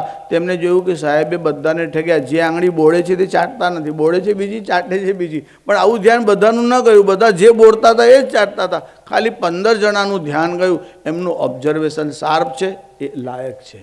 આ જરાસંધ આવો હતો, એની દૃષ્ટિ એવી હતી, એની નજર પડતામાં જોયું કે આ જે આવે છે એમની ચાલ તો આવી છે, એ તો લેફ્ટ રાઈટ ડાબો પગ પહેલાં મૂકીને આવે છે, અને જનોઈ 5-5ની નવી દેખાય છે, 3-3ની નવી દેખાય છે. આ નવી જ જનોઈ પહેરીને બ્રાહ્મણો આવે એવું થાય નહીં. આજે જ પહેરીને આવ્યા છે, વેશ પલટો કરીને આવ્યા છે. આ જરાસંધ બહુ કુશળ હતો. એવો જ આપણે ત્યાં જ્યારે આઝાદીની લડાઈ ચાલતી હતી ને ત્યારે આપણે ત્યાં તાત્યા ટોપે કરીને ક્રાંતિકારી થયો. અંગ્રેજ ગવર્મેન્ટ એનાથી બહુ ત્રાસી ગઈ. એટલે એના પર ઇનામ રાખેલું 5000નું. એ પણ તે કાળે. આજે તો 5000ની કાંઈ કિંમત નહીં, પણ આને કોઈ પકડીને લાવશે તો 5000નું ઇનામ આપવામાં આવશે. હવે આ તો વનમાં સંતાઈને રહેતો હતો, ત્યાં જ બધું સૈન્ય ભેગું કરતા અને એટેક કરતા. હવે એ વનમાં હતા અને એની શોધ હતી, અને એને ફાંસીની સજા કરવામાં આવેલી. એને શોધીને કોણ લાવે? એ દરમિયાન શ્રાદ્ધનો સમય હતો. એટલે તાત્યાએ વિચાર્યું કે પિતૃઓનું શ્રાદ્ધ છે તો આપણે કરવું જોઈએ. એટલે પોતાના એક ગુપ્તચરને નગરમાં મોકલ્યો અને કહ્યું કે 5 બ્રાહ્મણોને ભોજન માટે તેડી લાવો. એમાં લાલચ માટે એક જણો ફૂટી ગયો અને સમાચાર આપ્યા કે આ તાત્યાને ત્યાં શ્રાદ્ધ છે અને અમે જમવા માટે જવાના છે, 5 બ્રાહ્મણોને નિમંત્રણ છે. એટલે અમને શું કર્યું, 5 બ્રાહ્મણોને બદલે મિલિટરીના 5 માણસોને બ્રાહ્મણનો વેશ પહેરાવ્યો અને કહ્યું કે જમવાના બાણે જાઓ અને પેલાને ગિરફ્તાર કરીને લઈ આવો. મિલિટરીના 5 માણસોને તૈયાર કરવામાં આવ્યા. શ્રાદ્ધના સમયે ભોજન કરવા માટે ગયા. ભોજન થઈ રહ્યું અને આ તાત્યા જમવા બેસે એ પહેલાં બ્રાહ્મણોના મનમાં વિચાર આવ્યો હવે આને પકડી લેવો જોઈએ. એટલે પેલા બ્રાહ્મણો આમ ઊભા થવા ગયા. એટલે તાત્યાએ કીધું હા, આટલી ઉતાવળ ન કરશો. જો હું દક્ષિણા ન આપું તો શ્રાદ્ધનું ભોજન અધૂરું કહેવાય. હું દક્ષિણા આપું પછી તમે ઊભા થાવ. એટલે પેલા જે 5 સૈન્યમાંથી આવ્યા હતા તે 5 જણા બેઠા હતા. તાત્યા અંદર ગયો, બહાર આવ્યો, તલવાર લાવ્યો. એક જ પ્રહાર કરતામાં 5-5ના માથા એક સાથે કાપી નાખ્યા. જેનો મંત્રી હતો તેને થયું અરે બ્રાહ્મણોને ભોજન માટે બોલાવ્યા અને બ્રહ્મ હત્યા, તે પણ આજે. તાત્યાએ કીધું આ બ્રાહ્મણો નથી, બધાના જનોય નવા છે. વળી બ્રાહ્મણો ચાલે ત્યારે કોઈ આમ ચાલે, કોઈ આમ ચાલે. આ તો લેફ્ટ રાઈટ એવી તાલીમ મળેલી, એક સાથે બધાના પગ એક સાથે જ બહાર આવે. તાત્યાને થયું બ્રાહ્મણો આ કામ ક્યારથી કરવા લાગ્યા? અને એનો સંદેશ સાચો હતો કે મિલિટરીમાંથી તે માણસોને મોકલવામાં આવ્યા હતા. આવી તાલીમ બીજાઓને હોતી નથી. ભગવાને વર્ષો પહેલાં જરાસંધનો વધ કરવાનો વિચાર કર્યો ત્યારે ડાબો પગ મૂકીને અંદર ગયા, જરાસંધને આવાહન કર્યું અમારે તારી ભાતરૂપી ભિક્ષા જોઈતી નથી, દ્વંદ્વ યુદ્ધની ભિક્ષા જોઈએ છે. જરાસંધે કીધું તો મને વાંધો નથી, દ્વંદ્વ યુદ્ધ કરવું હોય તો ચાલશે, પણ હું તારી જોડે લડું નહીં. એનું કારણ તું યુદ્ધ ભૂમિમાંથી ભાગી ગયો છે. શ્રી કૃષ્ણને કહે છે હું તારી સાથે લડીશ નહીં. જે યુદ્ધ ભૂમિમાંથી ભાગી જાય તેની સામે લડું, એમાં મારું પરાક્રમ કયું? ભગવાને કીધું આ બે છે, જેની સાથે તારે યુદ્ધ કરવું હોય તેની સાથે કર. અર્જુનના ભણી જોઈને કહે છે આ હજુ નાનો દેખાય છે. ભીમસેન કરતાં અર્જુન નાના હતા. બરાબર વાળા જોડે લડાય, આની જોડે આ તો નાનો છે, આની જોડે મારાથી દ્વંદ્વ યુદ્ધ કરાય નહીં.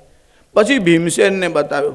જો જરાસંધનો ગર્વ કેવો ભારે છે. ભીમસેનને જોયા પછી પણ જરાસંધ કહે છે આ કંઈ લડવાને લાયક નથી, પણ ત્રણમાંથી કોઈને પસંદ કરવો હોય તો આ ચાલશે. આ પણ મારી સાથે લડવાને સમર્થ નથી. એને 15 દિવસ અહીંયા રાખો, ગદા યુદ્ધની તાલીમ આપો અને પછી એ મારી સાથે લડે. ભીમસેનની સાથે યુદ્ધ કરવામાં પણ જરાસંધ આવું કહેવા લાગ્યો. અને ખાલી બોલતો નહોતો, વસ્તુતઃ શક્તિશાળી પણ હતો. ભગવાને બધી શરતો માન્ય કરી. ભીમસેને કીધું એકવાર આની જોડે દ્વંદ્વ યુદ્ધ કરવું જરૂરી છે. જરાસંધ અને ભીમસેનનું દ્વંદ્વ યુદ્ધ થયું. આ જરાસંધ એવો શક્તિશાળી હતો, ભીમસેનને પકડી અને પોતાના બાહુમાં એવા જોરથી આમ દબાવવા લાગ્યો. એ તો ભીમસેન એના બાહુમાંથી છૂટી ગયો, નહીતર કદાચ ત્યાં જ ભીમસેનનો પ્રાણ નીકળી જાત, આવી આપત્તિ થાત. ભીમસેન ભાગીને પાછો આવ્યો. ભગવાનને અર્જુન ઊભા હતા, આમની લડાઈ થતી હતી, ભગવાન જોતા હતા. ભીમસેન ભાગીને આવ્યો, ભગવાનની પાસે આવીને કહેવા લાગ્યો આની જોડે યુદ્ધ કરવાનું નહીં થાય. શ્રી કૃષ્ણે કીધું યુદ્ધ તો કરવું જ પડશે, છૂટકો નથી. પણ એક કામ કર ભીમસેન, તું લડતી વખતે તન્મય બહુ થાય છે, તું દૃષ્ટિ મારા તરફ રાખ. જરા વૃદ્ધાવસ્થા આવે ત્યારે વૃદ્ધાવસ્થા જોડે લડવા જાવ તો જીતો નહીં, પણ વૃદ્ધાવસ્થાનો પરાભવ કરવો હોય તો દૃષ્ટિ ભગવાન તરફ રાખવી પડે. ભીમસેનને કહ્યું તું દૃષ્ટિ મારામાં રાખ. એનું કારણ એવું હતું કે આ જરાસંધનો જન્મ થયો ત્યારે એના જન્મની કથા ભગવાન જાણતા હતા. આ બાળક જન્મ્યો ને, જેમ કેટલાક ખોડ ખાંપડવાળા બાળકો હોય છે એમ આ બાળક જન્મ્યો ત્યારે વિચિત્ર હતો. જેમ એક એપલ હોય, એને તમે આમ ચીરી નાખો વચ્ચેથી, પછી એમાંનો એક ભાગ પહેલાં આવે અને બીજો ભાગ પછી બહાર આવે, એવું આ બાળકનો જન્મ થયો ત્યારે જમણો કાન, જમણું નેત્ર, જમણો હાથ, જમણો પગ, અડધો જ બાળક આમ બહાર આવ્યો હતો અને પાછળથી બીજો અડધો ભાગ બહાર આવ્યો. ત્યારે આ બાળકને જો તાત્કાલિક સર્જરી કરવામાં ન આવે તો આનું મરણ થશે.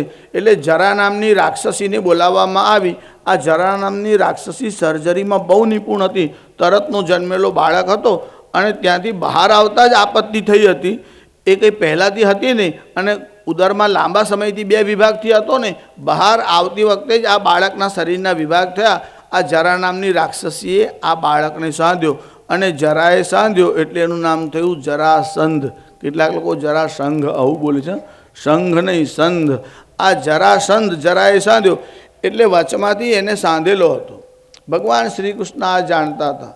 તમારો કોઈની જોડે ઝઘડો થાય અને તમને એવું ખબર પડે કે આ હમણાં જ ઓપરેશન કરીને આવ્યો છે અને એ જ ભાગમાં તમે પ્રહાર કરો તો તરત પેલો પડી જાય, એમ ભગવાને ભીમસેનના તરફ જોઈ અને સંકેત કર્યો. ભગવાને શું કર્યું? એક વૃક્ષનું પાંદડું હતું તે લીધું અને એને વચમાંથી આમ ચીરી નાખ્યું.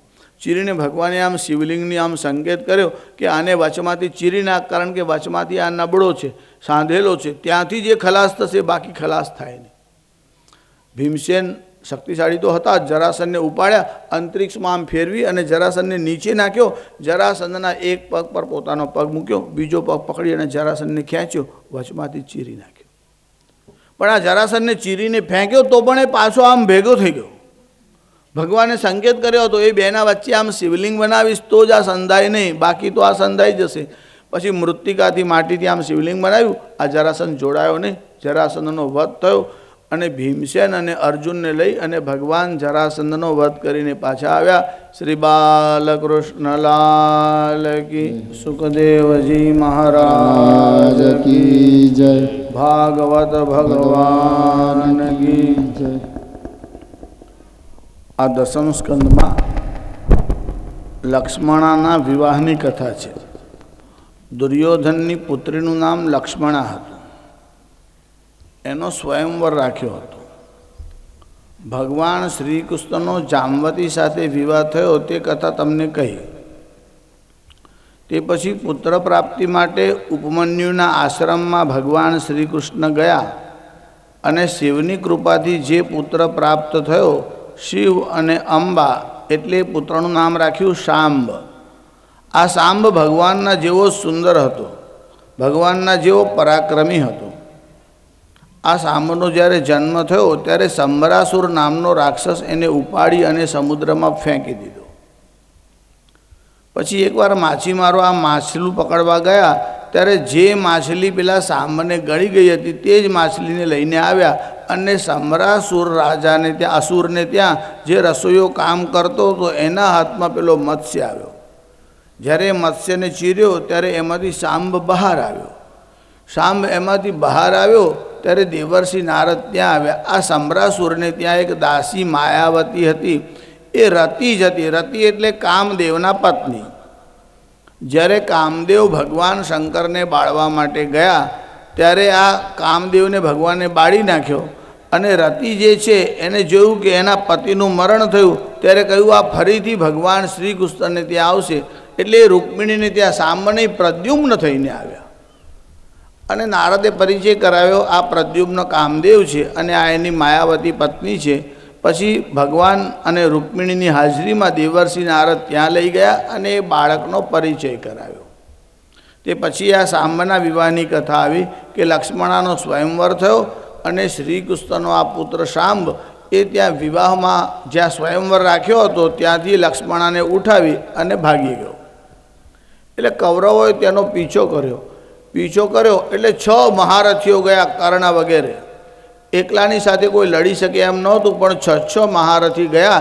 એટલે આ સાંબ પકડાઈ ગયો અને પકડાયો એટલે સાંબને કેદ કરી અને આ કૌરવોએ રાખ્યો. આ સાંબ યદુવંશીઓના એટલે શ્રીકૃષ્ણના પક્ષમાંથી આવ્યો હતો અને કન્યા જે છે એ કૌરવો એટલે લક્ષ્મણા દુર્યોધનની પુત્રી હતી. એટલે કૌરવોના મનમાં બહુ રોષ આવ્યો કે આપણી કન્યાને ઉપાડીને આ ગયો. એટલે આ કૌરવોએ યાદવો સાથે યુદ્ધ છેડવાનો નિર્ણય કર્યો. યાદવો અને કૌરવો વચ્ચે સંગ્રામ થાય. બલરામના મનમાં વિચાર આવ્યો કે ભેદ પડે તે સારું નહીં, આપણા સંબંધ જળવાઈ રહે. એટલે સંધિ કરવાની ઈચ્છાથી બલરામ ત્યાં આવ્યા. જ્યારે બલરામ ત્યાં આવ્યા ત્યારે સભામાં એમનો સત્કાર થયો. પછી બલરામે કહ્યું કે યાદવોના રાજા એટલે ઉગ્રસેનની એવી આજ્ઞા છે કે તમે સાંબને એની પત્ની સાથે આપો અને સુલેહ કરો. ત્યારે દુર્યોધન આદિ બહુ જ ચીડાયા અને સભામાં ઉદ્ધતાઈથી બોલવા લાગ્યા. એમણે કહ્યું આ યાદવોની આવું સામર્થ્ય કે અમને આદેશ આપે, જે અમારા જૂતી બરાબર નથી, અમે જેને પગમાં ધારણ કરવા તૈયાર નથી, એ અમારા મુગટ પર બેસવાની ઈચ્છા રાખે છે. અરે આ ગોવાળિયાઓ રાજા ક્યારથી થયા? એમની પાસેથી છત્રની સિંહાસન ઝૂંટવી લો, એ રાજ્યના અધિકારી થવાને લાયક નથી. આ દુર્યોધન સભામાં બહુ જ અનુચિત બોલવા લાગ્યો. એક ક્ષણ માટે તો બલરામ મૌન રહ્યા, એમને સહન કરતા રહ્યા. બલરામે કહ્યું હું વિષ્ટિની ઈચ્છાથી આવ્યો છું માટે મૌન છે, પણ જો કૌરવો એમનો સ્વભાવ છોડવા તૈયાર ન હોય અને યુદ્ધનું આવાહન કરતા હોય તો અમે લડવાના માટે તૈયાર જ છે. તમારું સામર્થ્ય નથી અને તમારામાં જે સામર્થ્યવાન હોય તે અમારા સાથે લડી લે. પછી તો બલરામનો ક્રોધ એવો વધ્યો. ભગવાન વેદવ્યાસ લખે છે ક્રોધને કારણે બલરામના બાહુઓ છે તેમ હાલવા લાગ્યા અને હળ ઉપર એમનો હાથ ગયો. બધા જ લોકો ભયભીત થયા. સાક્ષાત ભગવાન રુદ્ર પ્રગટ થયા હોય એવો ક્રોધ બલરામને થયો. નગરની બહાર આવ્યા. એમના મનના વિચાર થયું આ કૌરવો પાસે પદ આવ્યું, સત્તા આવી, એટલે આટલો બધો નસ આવ્યો. આજે હું આખા કૌરવ કુળને જ ગંગાના અંદર ડૂબાડી દઉં છું એવો વિચાર કરી અને આખું હસ્તિનાપુર છે એને હળની નોખથી આમ ખેંચવા લાગે. આજે પણ બલરામજીએ હસ્તિનાપુરને જે ખૂણાથી પકડી અને હળનો પ્રહાર કર્યો હતો તે ભાગ આજે પણ નમેલો છે. આખું નગર હાલવા લાગ્યું. ત્યારે નાવડીમાં કોઈ હાથી ચડે અને નાવડી ડોલવા લાગે એમ બલરામે હળથી ખેંચ્યું અને આખું નગર હાલવા લાગ્યું. ત્યારે આ કૌરવો ભયભીત થયા. ભીષ્માદિ વડીલોએ સમજાવીને કીધું બલરામ જોડે સુલેહ કરો, બલરામ જોડે ઝઘડો યુદ્ધ ન કરાય અને યુદ્ધ કરો તો સર્વનું નાશ થશે, એના કરતાં સાંબને સોંપી દો. ભયને કારણે આ કૌરવો ડાયા થયા હતા અને સાંબને લક્ષ્મણના સાથે આપ્યા અને સુલેહ કરવામાં આવી. સાંબનો વિવાહ થયો.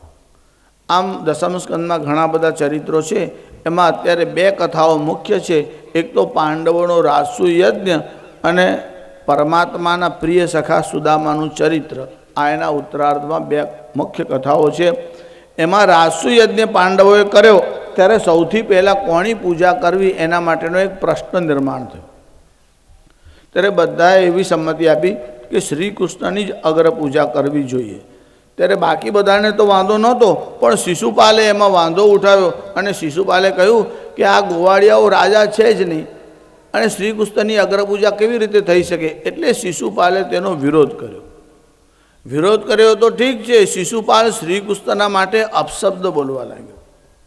બે ચાર નહીં, ઘણા બધા અપશબ્દ બોલ્યા અને પિતામહ ભીષ્મે જ્યારે સંમતિ આપી કે શ્રી કૃષ્ણની અગ્રપૂજા થાય તે યોગ્ય જ છે, ત્યારે આ શિશુપાલ પિતામહ ભીષ્મ માટે પણ અપશબ્દ બોલવા લાગ્યો।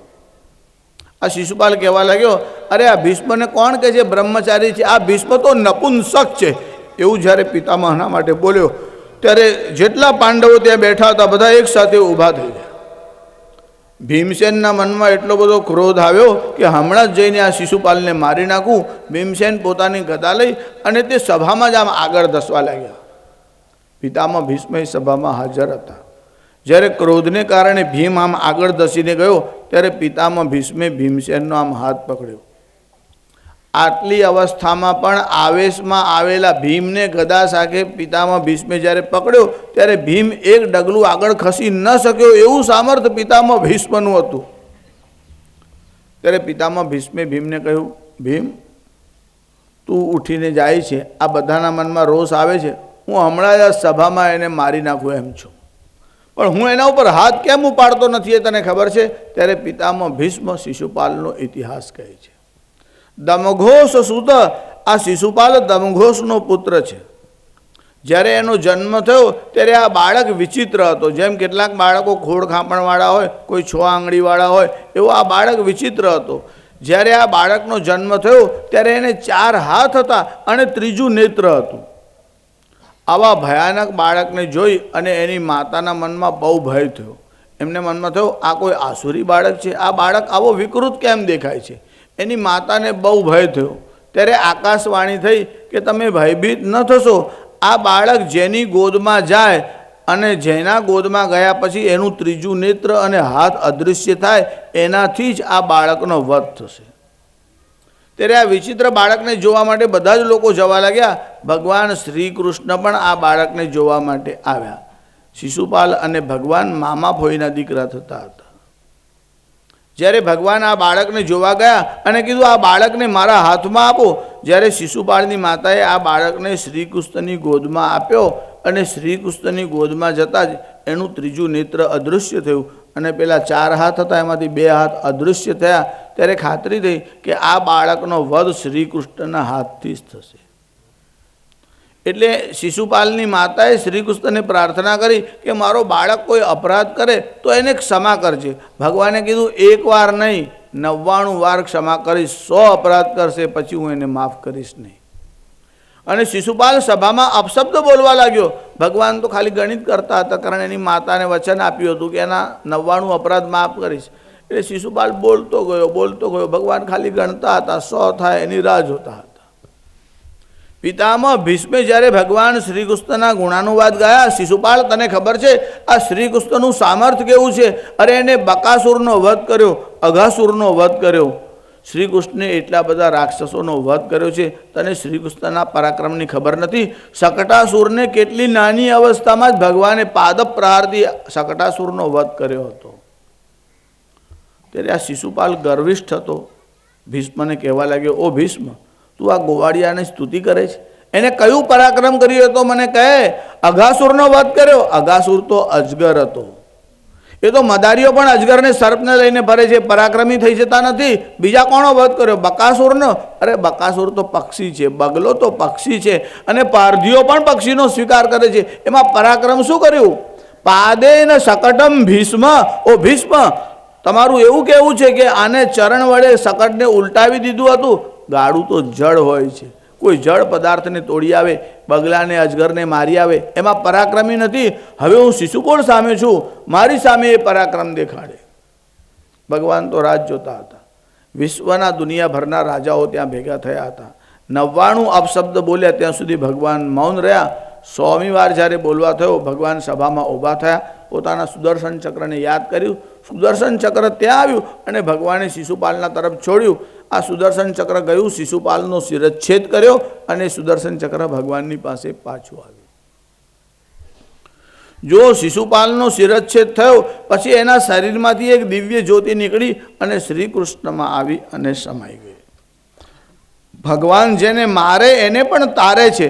શિશુપાલનો વધ ભગવાનના હાથથી થયો અને શિશુપાલનો પણ ઉદ્ધાર થયો.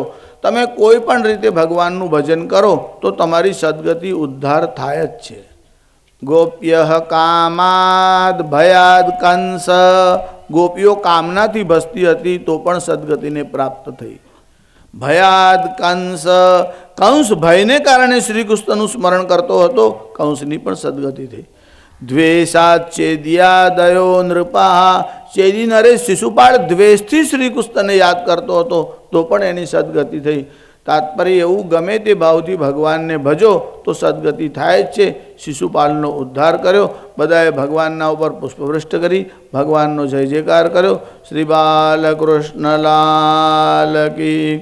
શ્રી કૃષ્ણ શરણમ મમ, શ્રી કૃષ્ણ શરણમ મમ, શ્રી કૃષ્ણ શરણમ મમ, જય શ્રી કૃષ્ણ શરણમ મમ.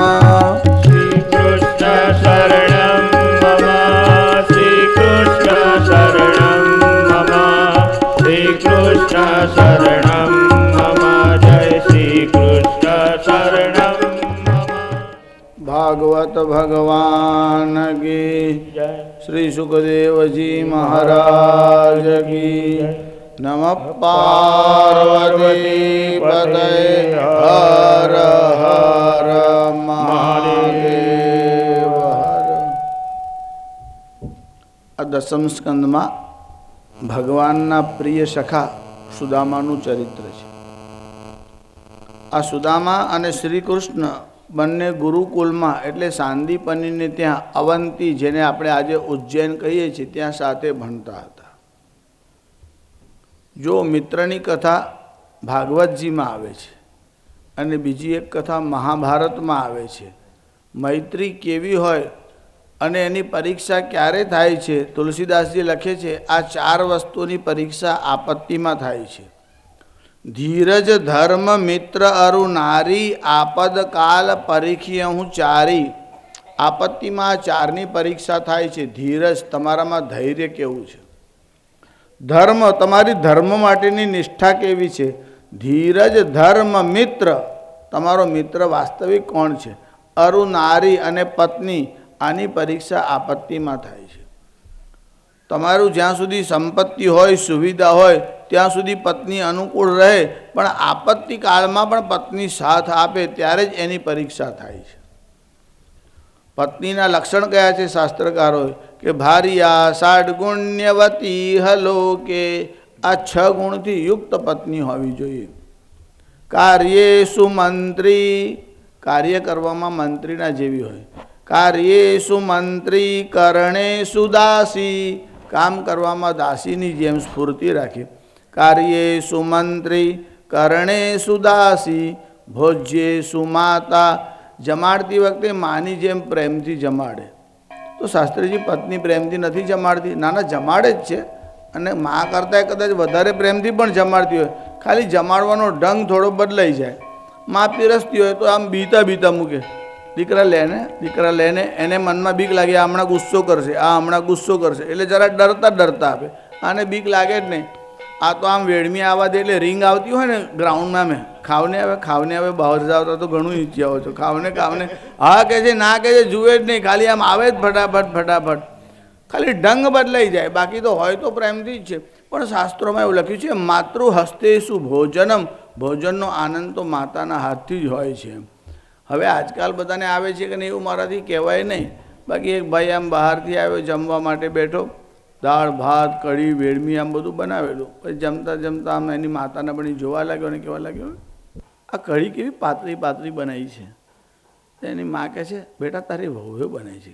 હા, પાતળી પણ છે ટેસ્ટફુલ. એમ એક જ સેકન્ડમાં અભિપ્રાય બદલાઈ ગયો, ભાષા બદલાઈ ગઈ. ત્યારે માતૃહસ્તેષુ ભોજનમ, કાર્યેષુ મંત્રી કરણેષુ દાસી, ભોજ્યેષુ માતા, શયનેષુ રંભા, ધર્માનુકૂલા, ધર્મને અનુકૂળ થઈને ચાલે. ક્ષમયા ધરિત્રી, ધરતીની જેમ સહન કરવાવાળી હોય. તાપ પડે, ટાળ પડે તો બધું ધરતી સહન કરે છે. એમ પત્ની સહનશીલ હોય. ભાર્યા 60 ગુણ્ય વતી હલોકે, આ 6 ગુણથી યુક્ત હોય એવું શાસ્ત્રોમાં વર્ણન કરેલું છે. તાત્પર્ય એવું કે તમારી પત્નીની પરીક્ષા આપત્તિમાં થાય. ધીરજ, ધર્મ, મિત્ર, મિત્રની પરીક્ષા મહાભારતના એક પ્રસંગ છે અને આ એક ભાગવતની મૈત્રીનો પ્રસંગ છે. તમને મહાભારતની ઘટના જરા યાદ કરાવો કે દ્રુપદ અને દ્રોણ બંને ગુરુકુળમાં સાથે ભણતા હતા. એમાં જે દ્રુપદ હતા ને તે ક્ષત્રિય હતા, દ્રોણાચાર્ય બ્રાહ્મણ હતા. પણ ધનુર્વિદ્યામાં દ્રોણાચાર્ય બહુ કુશળ હતા. ગુરુજી પાઠ ભણાવે, વિદ્યાર્થી બધા જ હોય પણ બધાનો ફર્સ્ટ ક્લાસ ના આવે. પહેલો નંબર તો એકનો જ આવે ને કોઈકનો તો બીજો આવે. ત્યારે દ્રોણાચાર્યની સ્મૃતિ બહુ સારી, એટલે ગુરુ પાસેથી ભણી અને પછી દ્રુપદને ભણાવે. એટલે મૈત્રી એટલી બધી ગાઢ થઈ કે દ્રુપદે કહ્યું કે જો હું રાજાનો પુત્ર છું, ગુરુકુલથી આપણે ભણીને ઘેર જઈશું, પછી હું ભવિષ્યમાં રાજ્યનો અધિકારી થઈશ અને જ્યારે રાજ્ય મારા હાથમાં આવે ત્યારે દ્રોણ તું મારો મિત્ર છે. મિત્ર શું, તું તો ગુરુવત છે, પૂજ્ય છે, તું મને ભણાવે છે, એટલે એવું સમજે કે રાજ્ય તારું છે, હું તારો પરમ મિત્ર છું. જો ભણતા હતા ત્યાં સુધી ભાવ આવો હતો, પણ ભણીને દૂર ગયા અને રાજ્ય હાથમાં આવ્યું, આ તરફ આચાર્ય દ્રોણની સ્થિતિ કેવી હતી? આચાર્ય દ્રોણ રાજસત્તાને આધીન થયા નહોતા ત્યારની વાત છે. કૃપાચાર્યની બહેન કૃપી સાથે દ્રોણાચાર્યનું લગ્ન થયું. એનાથી એક પુત્રનો જન્મ થયો અને તેનું નામ હતું અશ્વત્થામા. એકવાર એવું થયું કે અશ્વત્થામાએ ભૂખ લાગી, એને પીવા માટે દૂધ માગ્યું, પણ ઘરમાં દૂધ હતું નહીં. દ્રોણાચાર્યનું દારિદ્ર્ય એવું હતું, ઘરમાં એક ગાય પણ નહોતી. પુત્રે દૂધ માગ્યું છે પીવા માટે, ઘરમાં દૂધ નથી. એટલે એની મા એને સમજાવવા લાગી, બેટા સાંજે આપીશ. કે ના મા, મને બહુ ભૂખ લાગી છે, મને હમણાં દૂધ આપ. છોકરાના રડવાનો અવાજ સાંભળ્યો. દ્રોણાચાર્ય અંદર આવ્યા, જોયું તો આ કૃપી છે એ લોટ લઈ અને એમાં પાણી નાખી અને આમ ભેળવીને દૂધ જેવું બનાવી અને અશ્વત્થામાને સમજાવવા લાગી, લે દીકરા આ દૂધ પી જા. દ્રોણાચાર્યના મનમાં વિચાર આવ્યો, મારા ઘરની સ્થિતિ આવી છે કે હું મારા બાળકને દૂધ પણ આપી શકતો નથી, એક ગાય ઘરમાં રાખી શકતો નથી, એક બાળકને પોષવા જેવું મારું સામર્થ્ય નથી, મારી દરિદ્રતાને ધિક્કાર છે. દ્રોણના મનમાં આવો વિચાર આવ્યો કે આટલું બધું સામર્થ્ય છે, જે ધનુર્વેદનો અવતાર કહી શકાય એવા દ્રોણ છે, પણ પોતાની શક્તિ ધન કમાવા માટે વાપરી નથી. દ્રોણ કહેવા લાગ્યા, પોતાની જાતને સંબોધન કરીને કહેવા લાગ્યા, દ્રોણમ દ્વિસ્ત ધનિનમ યો ધનમ નાધિગચ્છતિ પિષ્ટોદકમ સુતો યસ્ય પીતવા ક્ષીરસ્ય તૃષ્ણયા. હે ધન રહિત દ્રોણ, તારી જાતને ધિક્કાર છે. દ્રોણમ દ્વિસ્ત ધનિનમ યો ધનમ નાધિગચ્છતિ પિષ્ટોદકમ સુતો યસ્ય. પિષ્ટ એટલે લોટ, પિષ્ટોદકમ એટલે લોટમાં પાણી નાખીને આ તારા છોકરાને પાય છે કે દૂધ છે આપી જા. પિષ્ટોદકમ સુતો યસ્ય પીતવા ક્ષીરસ્ય તૃષ્ણયા. ઈચ્છા તો દૂધની છે પણ અભાવ છે એટલે લોટમાં પાણી નાખીને પાય છે. ત્યારે દ્રોણના મનમાં થયું કે લાવ, દ્રુપદ મારો મિત્ર છે અને અમે ભણતા હતા ત્યારે આ દ્રુપદે બહુ આગ્રહ કરીને કહ્યું હતું કે આ રાજ્ય તારું જ છે, હું રાજા થઉં ત્યારે તું આવજે અને મારા લાયક કોઈ કામ કે સેવા હોય તો મને કહેજે.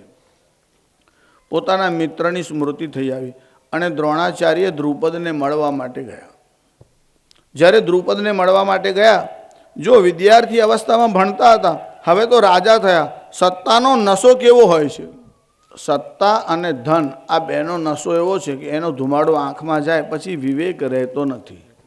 તુલસીદાસજી લખે છે, અસકો જન્મા જગમાહી પ્રભુતા પાઈ જાય મદ નાહી. આવો જગતમાં કોણ જન્મ્યો છે કે પ્રભુતા આવે અને મદ ના આવે? રાજ સત્તા હાથમાં આવી એટલે દ્રુપદને નશો આવ્યો. આચાર્ય દ્રોણ મળવા માટે ગયા. સેવકોને કહ્યું, જાઓ દ્રુપદને સમાચાર આપો, તમારા મિત્ર આવ્યા છે. દ્રુપદને સમાચાર આપ્યા, તમને કોઈ મળવા આવ્યું છે, તમારા મિત્ર છે. આ આચાર્ય દ્રોણ આવ્યા છે એવા સમાચાર દ્રુપદને મળ્યા. દ્રુપદ બહાર આવ્યા. એના મનમાં વિચાર આવ્યો કે કોણ આવ્યું છે, કેટલા વર્ષો પછી બંને મિત્ર ભેગા થયા. એટલે જેવા દ્રુપદ બહાર આવ્યા એટલે દ્રોણના તરફ જોઈને કહેવા લાગ્યા કે તમે કોણ છો? દ્રોણના મનમાં વિચાર આવ્યો, બહુ વર્ષે જોયા એટલે ઓળખાણ નહીં પડી હોય એટલે પોતાનો પરિચય આપ્યો. હું તારો સખા છું, બચપનનો મિત્ર છું, હું દ્રોણ છું. ત્યારે દ્રુપદ કહેવા લાગ્યો, મિત્ર તું અને મારો દ્રોણ મૈત્રી તો સરખે સરખાની હોઈ શકે, તારી અને મારી મૈત્રી હોઈ શકતી નથી. ન હિયનાઢ્ય સખાઢ્યસ્ય ના વિદ્વાન વિદુષસખા ન સૂરસ્ય સખા ક્લીબ સખી પૂર્વમ કિમિષ્યતે એક રાત્રંતુ તે બ્રહ્મન કામંદાસ્યામિ ભોજન ન હિયનાઢ્ય સખાઢ્યસ્ય. કંગાલ કરોડપતિના મિત્ર હોઈ શકતા નથી. ન વિદ્વાન વિદુષો સખા, વિદ્વાન કોઈ દિવસ મૂર્ખના મિત્ર હોતા નથી. બરોબરીવાળાની મૈત્રી થઈ શકે, તારી અને મારી મૈત્રી થઈ શકતી નથી. હા, તું બ્રાહ્મણ છે અને અહીં આવ્યો છે, એક રાત્રન તું તે બ્રાહ્મણ કામન દાસ્યામી ભોજન, તો ભલે અહીંયા જમીન જજે. જાણે કે દ્રોણના પર ઉપકાર કરતા હોય એવી ભાષા દ્રુપદ બોલવા લાગ્યા. દ્રોણના મનમાં બહુ ક્રોધ આવ્યો. જે કામ પરશુરામે કર્યું ને, ક્ષત્રિયોનો વધ કર્યો, કદાચ આ દ્રોણ એનું પુનરાવર્તન કરત. દ્રોણ તરત જ એમના ઘરમાંથી આમ નીકળી ગયા. પણ દ્રોણ આવ્યા તે દરમિયાન એક ઘટના બની. ઘટના એવી બની કે આ કૌરવો અને પાંડવો ત્યારે નાના હતા, તે નગરની બહાર આમ રમતા હતા. ત્યારે રમતા રમતા એમનો દડો જે હતો તે કૂવામાં પડી ગયો. એટલે આ બાળકો બધા કૂવામાં જોતા હતા કે હવે આ દડાને કેવી રીતે બહાર કાઢવો. આચાર્ય દ્રોણ એટલામાં ત્યાં આવ્યા. પૂછ્યું શું થયું? કે આ દડો અંદર પડ્યો છે.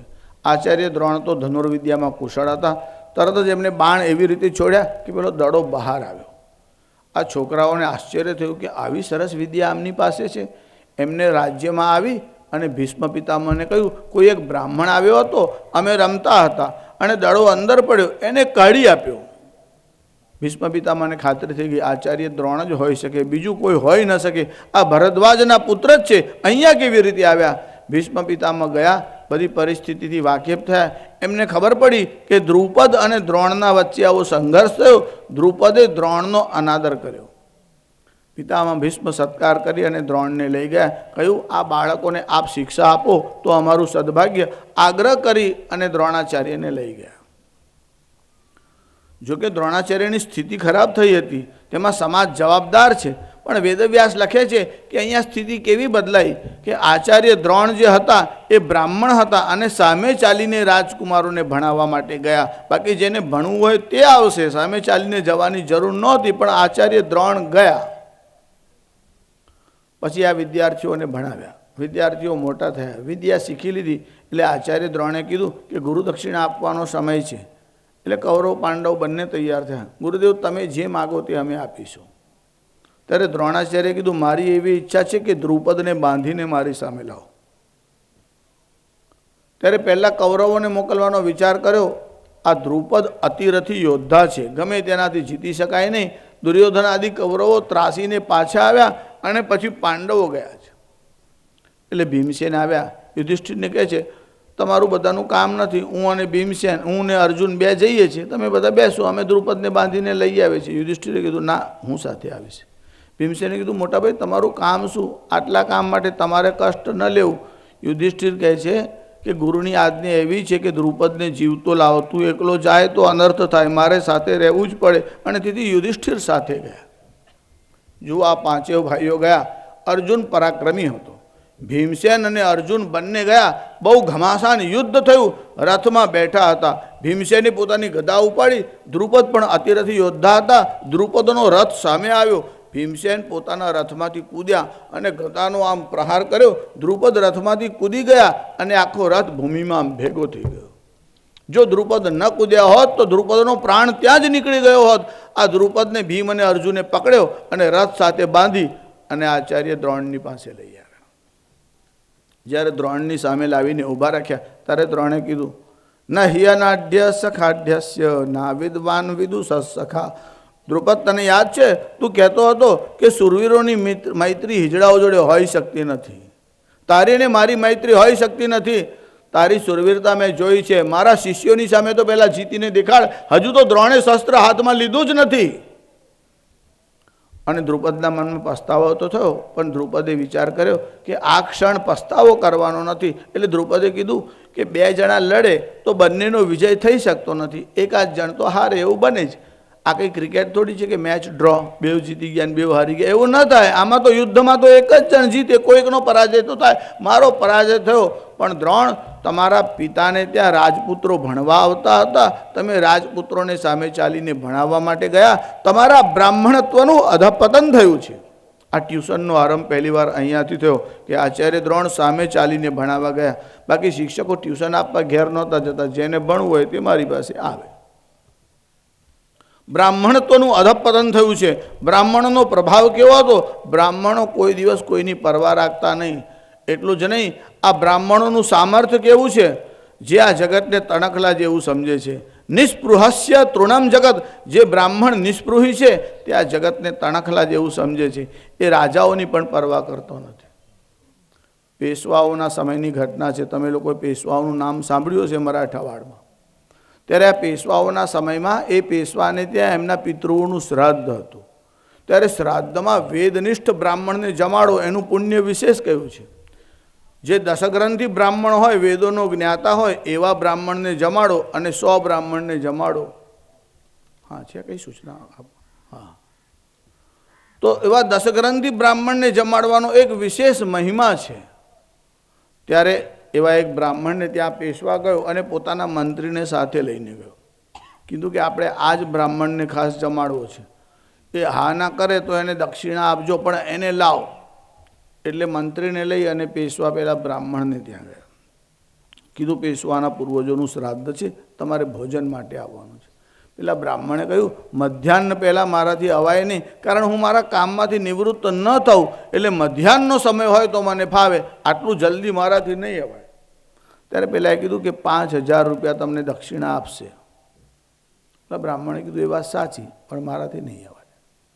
એટલે પેલાએ સંકેત કર્યો, સમજાવીને આવ્યો હતો કે આટલા સુધી બોલવાની છૂટ, 10-20 હજાર સુધી, 5000, 10,000, 20,000. તો એ પેલા બ્રાહ્મણે ના પાડી.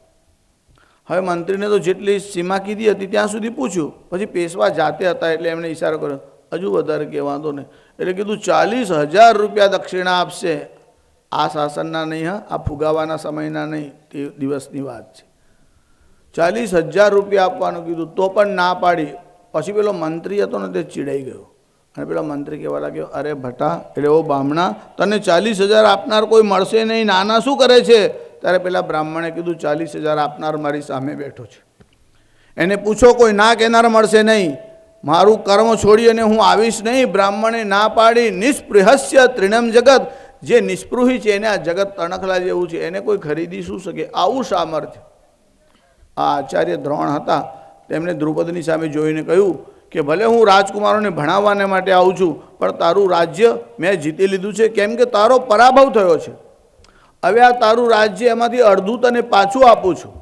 અને દ્રુપદને અડધું રાજ્ય પાછું આપ્યું. બુંદેલખંડનો જે વિસ્તાર છે તે દ્રોણાચાર્ય તે વખતે શિષ્યો દ્વારા જીતી લીધો અને અડધું રાજ્ય દ્રુપદને આપ્યું.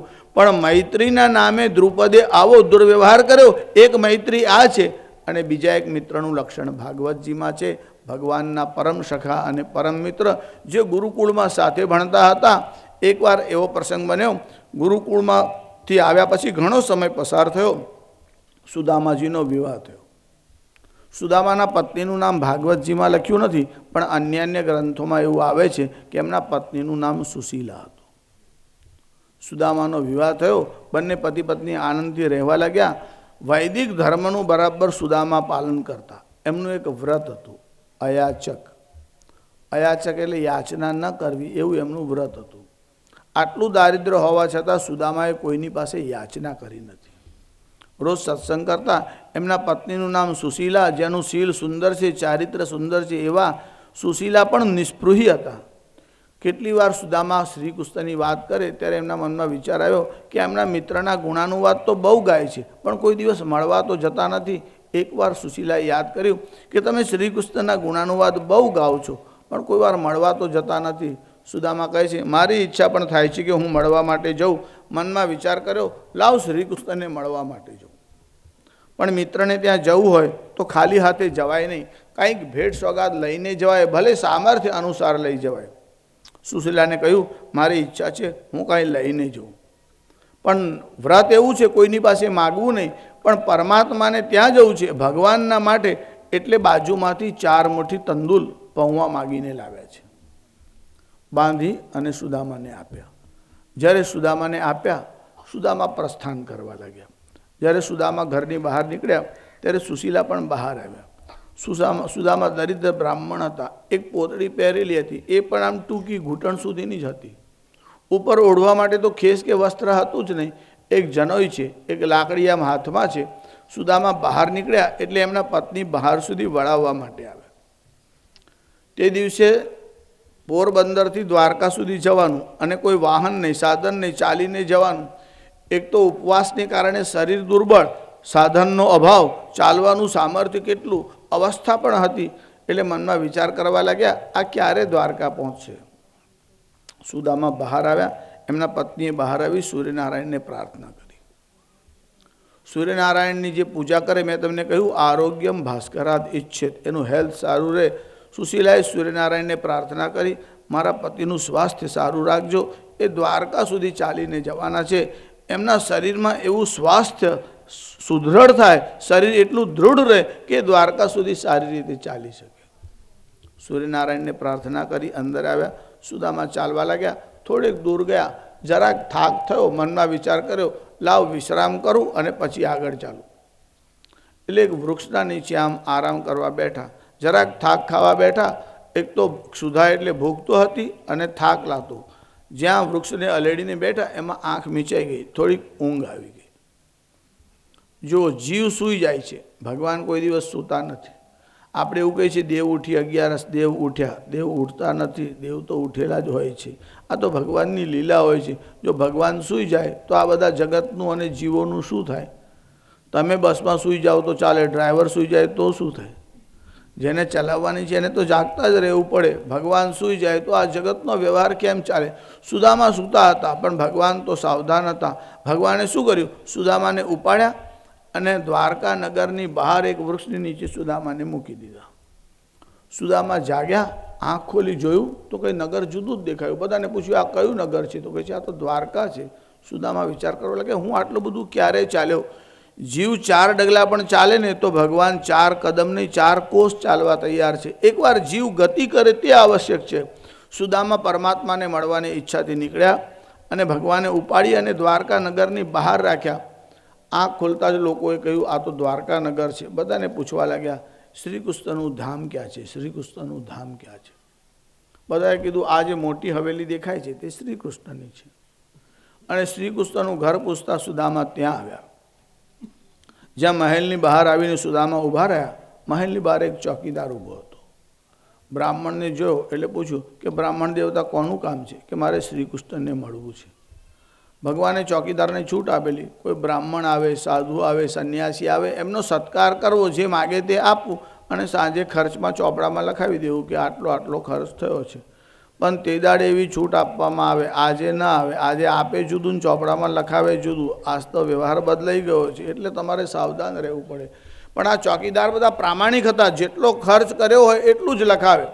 અને સાધુ બ્રાહ્મણ સંન્યાસી હોય બધાનો સત્કાર કરવો. એટલે કહ્યું કે હે બ્રાહ્મણ દેવતા, આપની જે ઈચ્છા હોય તે હું આપને આપું. સુદામાએ ના પાડી. સુદામા કહેવા લાગ્યા, હું લેવા આવ્યો નથી, હું આપવા આવ્યો છું. ચોકીદારના મનમાં વિચાર આવ્યો, આ બ્રાહ્મણ, એક ધોતી તો સારી દેખાતી નથી, માથે પાઘડી ટોપી તો છે નહીં, ઉપરનું વસ્ત્ર નથી, પગમાં પહેરવા માટે જોડા નથી, અને દ્વારકાધીશને આપવા આવ્યો છે એવું કહે છે. પણ સૂચના ભગવાન તરફથી એવી આપવામાં આવી હતી કે કોઈ બ્રાહ્મણ આવે, સંન્યાસી સાધુ આવે, એનો અનાદર ન થાય એનું ધ્યાન રાખજો. એટલે ભગવાનની આજ્ઞાનું બરાબર પાલન કરતા હતા. એટલે મનમાં વિચાર આવ્યો, હવે આ બ્રાહ્મણ દેવતા એવું કહે છે આપવા આવે છે તો એ જાણશે અને ભગવાન જોઈ લેશે. આપણે સમાચાર આપો. બોલો, ભગવાનને કંઈ સમાચાર આપવા છે? કહો એવું કહો, તમારા મિત્ર આવ્યા છે, બ્રાહ્મણ છે અને મારું નામ સુદામા છે, એટલું ભગવાનને કહેજો. ચોકીદાર અંદર આવ્યો, ભગવાનને સમાચાર આપ્યા. બહાર એક બ્રાહ્મણ આવ્યો છે, આપને મળવા માટે આવ્યો છે. ભગવાન તો લીલા નાયક છે. ભગવાને કીધું, કોણ છે? ક્યાંથી આવ્યો છે? કેવો દેખાય છે? શું કામ છે?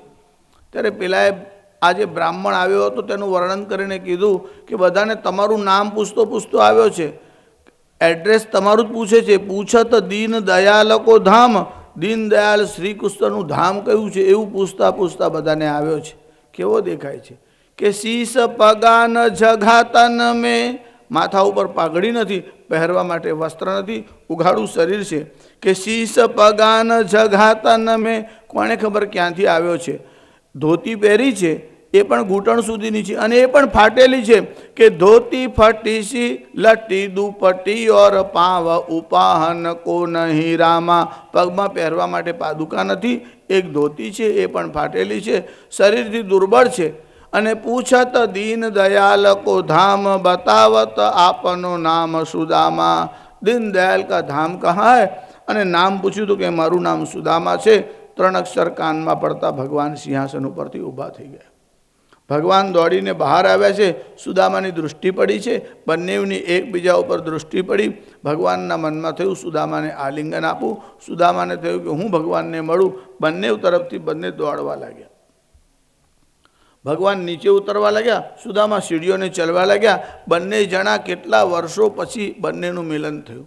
અને જ્યાં સુદામાને ભગવાન પ્રણામ કરવા જાય ત્યાં તો સુદામાએ ભગવાનને પકડી લીધા અને ભગવાને સુદામાને પકડી અને આલિંગન આપ્યું છે. ઉભય ઓર સે બેહ ચલી અશ્રુ કી ધાર, જૈસે હિમગીર સે ચલી ગંગા જલ કી ધાર. જેમ ગંગા અને યમુનાની ધાર વહે એમ બંનેના નેત્રમાંથી આંસુઓની ધારા વહેવા લાગી. લેખની નહીં બતલા શકતી, આ લેખની જળ છે, એની તાકાત નથી કે જીવ અને શિવનું મિલન છે એનું વર્ણન કરી શકે.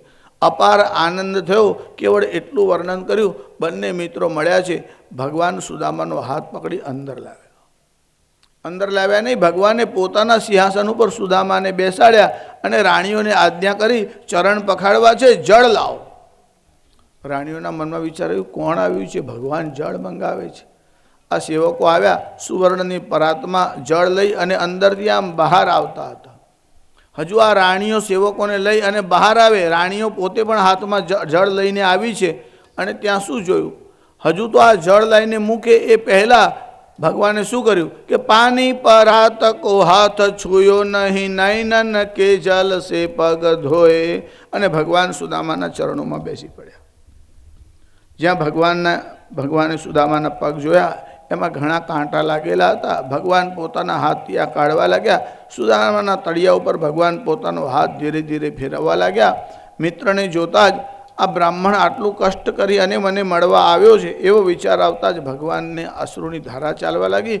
ભગવાને પોતાના આંસુઓથી સુદામાના ચરણ ધોઈ નાખ્યા. રાણીઓ ત્યાં આવી જોતી હતી. મનમાં વિચાર આવ્યો આ કોણ આવ્યો છે બ્રાહ્મણ, આજે ભગવાનને શું થયું છે, પોતાના સિંહાસન ઉપર બેસાડ્યો છે, પોતે ચરણ ધોવાના માટે બેઠા છે. આ રાણીઓ આપસમાં વાર્તાલાપ કરતી હતી, આ બ્રાહ્મણ કેવો ભાગ્યશાળી છે, ભગવાન એના ચરણ ધોવે છે. અરે પણ આ બ્રાહ્મણ તો મેલો અને દરિદ્રી હોય એવો દેખાય છે. આ રાણીઓ આપસમાં વાત કરતી હતી. ભગવાને રાણીઓનો શબ્દ સાંભળ્યો. ભગવાનના મનમાં બહુ દુઃખ થયું છે. ભગવાને રાણીઓના તરફ જોઈ અને કહ્યું તમે મારા મિત્રનો અનાદર કર્યો છે. જો બીજી વાર તમે આ ભૂલ કરશો, આ પ્રથમ ભૂલ છે એટલે હું ક્ષમા કરું છું, બીજી વાર ભૂલ કરશો તો હું તમારો ત્યાગ કરીશ. રાણીઓના મનમાં વિચાર આવ્યો મિત્રના માટે અમારો ત્યાગ કરવા તૈયાર થયા છે. આ બ્રાહ્મણ ખરેખર બહુ ભાગ્યશાળી છે. રાણીઓ આવી પ્રણામ કરવા લાગી. સુદામા બધાને આશીર્વાદ આપવા લાગ્યા. 1, 2, 3. હવે ભગવાનની તો મુખ્ય રાણીઓ 8, ભગવાનની 16,108 રાણી, એક તો ચાલીને આવેલા. સુદામા થાકી ગયા. આ રાણીઓ પ્રણામ કરવા આવે, સુદામા આશીર્વાદ આપે. શ્રીર્વર્ચસ્વમ આયુષ્યમ આરોગ્યમ વિધાત શોભમાનમ મહીયતે ધાન્યમ ધનમ વસુમ બહુપુત્ર લાભમ શત સંવત્સરમ દીર્ઘમાયુ. ત્યાં તો શ્વાસ ફૂલવા લાગ્યો. 8, 10, 5, 50. સુદામાએ શ્રી કૃષ્ણના તરફ જોઈને પૂછ્યું હજુ કેટલા બાકી છે? કીધું તો 16,100 છે. અહીંયા તો એટલી બધી રાણીઓ છે. સુદામાએ કીધું એક કામ કર, હવે તું જ પ્રણામ કર, તને આશીર્વાદ આપું એટલે બધી રાણીઓને આપોઆપ જ આવી જશે.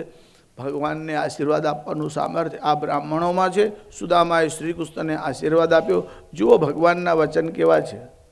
વિપ્ર પ્રસાદાત કમલાવરોહમ, વિપ્ર પ્રસાદાત ધરણીધરોહમ, વિપ્ર પ્રસાદાત જગદીશ્વરોહમ, વિપ્ર પ્રસાદાત મમ કૃષ્ણ નામ. અરે આ બ્રાહ્મણોની મારા ઉપર કેવી કૃપા છે.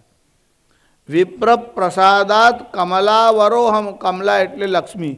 મારો લક્ષ્મી જોડે વિવાહ થયો એ પણ બ્રાહ્મણોએ કરાવ્યો. આ બ્રાહ્મણોને કારણે હું લક્ષ્મીનો પતિ કહેવડાયો. કે વિપ્ર પ્રસાદાત કમલાવરોહમ વિપ્ર પ્રસાદાત ધરણી ધરોહમ. આ બ્રાહ્મણોના આશીર્વાદથી હું ધરણીનો અધિપતિ થયો. વિપ્ર પ્રસાદાત જગદીશ્વરોહમ. મારું જગદીશ નામ બ્રાહ્મણોએ રાખ્યું. આખા જગતનો ઈશ્વર આ વેદવ્યાસે પ્રચાર કર્યો ત્યારે તો બધા જાણી શક્યા કે આ સાક્ષાત જગદીશ છે. અને નામકરણ સંસ્કાર પણ ગર્ગાચાર્ય નામના બ્રાહ્મણે કર્યા. કે વિપ્ર પ્રસાદાત મમ કૃષ્ણ નામ. અને આ બ્રાહ્મણોની કૃપાથી મારું કૃષ્ણ એવું નામ થયું. આમ બ્રાહ્મણોનો મહિમા ભગવાન સ્વમુખથી ગાવા લાગ્યા. પોતાના મિત્ર સાથે બેઠા છે. બાળપણની ગુરુકુલની બધી વાત કરવા લાગ્યા. સુદામાનું દારિદ્ર્ય કેમ આવ્યું એનું કારણ લોકોએ ભાગવતજીમાં શોધ્યું છે. કે સુદામા દરિદ્ર કેમ રહ્યા. ભાગવતજીમાં તો આ કથા નથી આવતી, પણ કેટલાક લોકોએ કથાનું કારણ એવું વિચાર્યું કે એકવાર ગુરુકુળમાં સુદામા અને શ્રી કૃષ્ણ લાકડા લેવા માટે જંગલમાં ગયા. ત્યારે ગુરુપત્નીએ થોડાક ચણા આપ્યા હતા કે વનમાં ભૂખ લાગે તો આ ખાજો. સુદામા અને શ્રી કૃષ્ણ જંગલમાં આવ્યા. હવે લાકડા લેવા આવ્યા અને થોડાક લાકડા આમ કાપીને હજુ ભેગા કરે ત્યાં તો એકદમ વરસાદ થયો. વરસાદ થયો એટલે વૃક્ષના નીચે આશરા લઈને ઊભા રહ્યા. એક વૃક્ષ નીચે સુદામા ઊભા રહ્યા, એક વૃક્ષ નીચે ભગવાન ઊભા રહ્યા. એ સુદામા પાસે થોડા જે ચણા ગુરુપત્નીએ આપેલા હતા, ભૂખ બહુ લાગી હતી, વરસાદ લાંબો સમય ચાલતો રહ્યો. મનમાં વિચાર કર્યો, લાવ થોડા ચણા ખાઈ લઉં. આમાંય અમારા બંને માટે આપ્યા છે, મારા ભાગના ખાઈ જાઉં. બે ભાગ કર્યા, અડધો ભાગ પોતે ખાઈ ગયા, અડધો ભગવાનના માટે રાખ્યો. વરસાદ તો ચાલુ જ હતો, ભૂખ વધારે લાગેલી હતી. મનમાં વિચાર કર્યો, હજુ આમાંથી એક ભાગ ખાઈ જાઉં. શ્રી કૃષ્ણથી આટલા બધા નહીં ખવાય, બ્રાહ્મણો જેટલો આહાર એમનો ક્યાં હોય, એવો વિચાર કરી ફરી એક ભાગ પાછો ખાઈ ગયા. પછી 1/4 ચોથો ભાગ રહ્યો. થોડી વાર પછી વિચાર આવ્યો, હવે આટલામાં શું આપવાનું, એમ કરીને પોતે ખાઈ ગયા. જે ભગવાનને આપ્યા વગર ખાય છે, ગીતાકાર કહે છે ભગવાનને અર્પણ કરીને ખાઓ તો પ્રસાદ છે.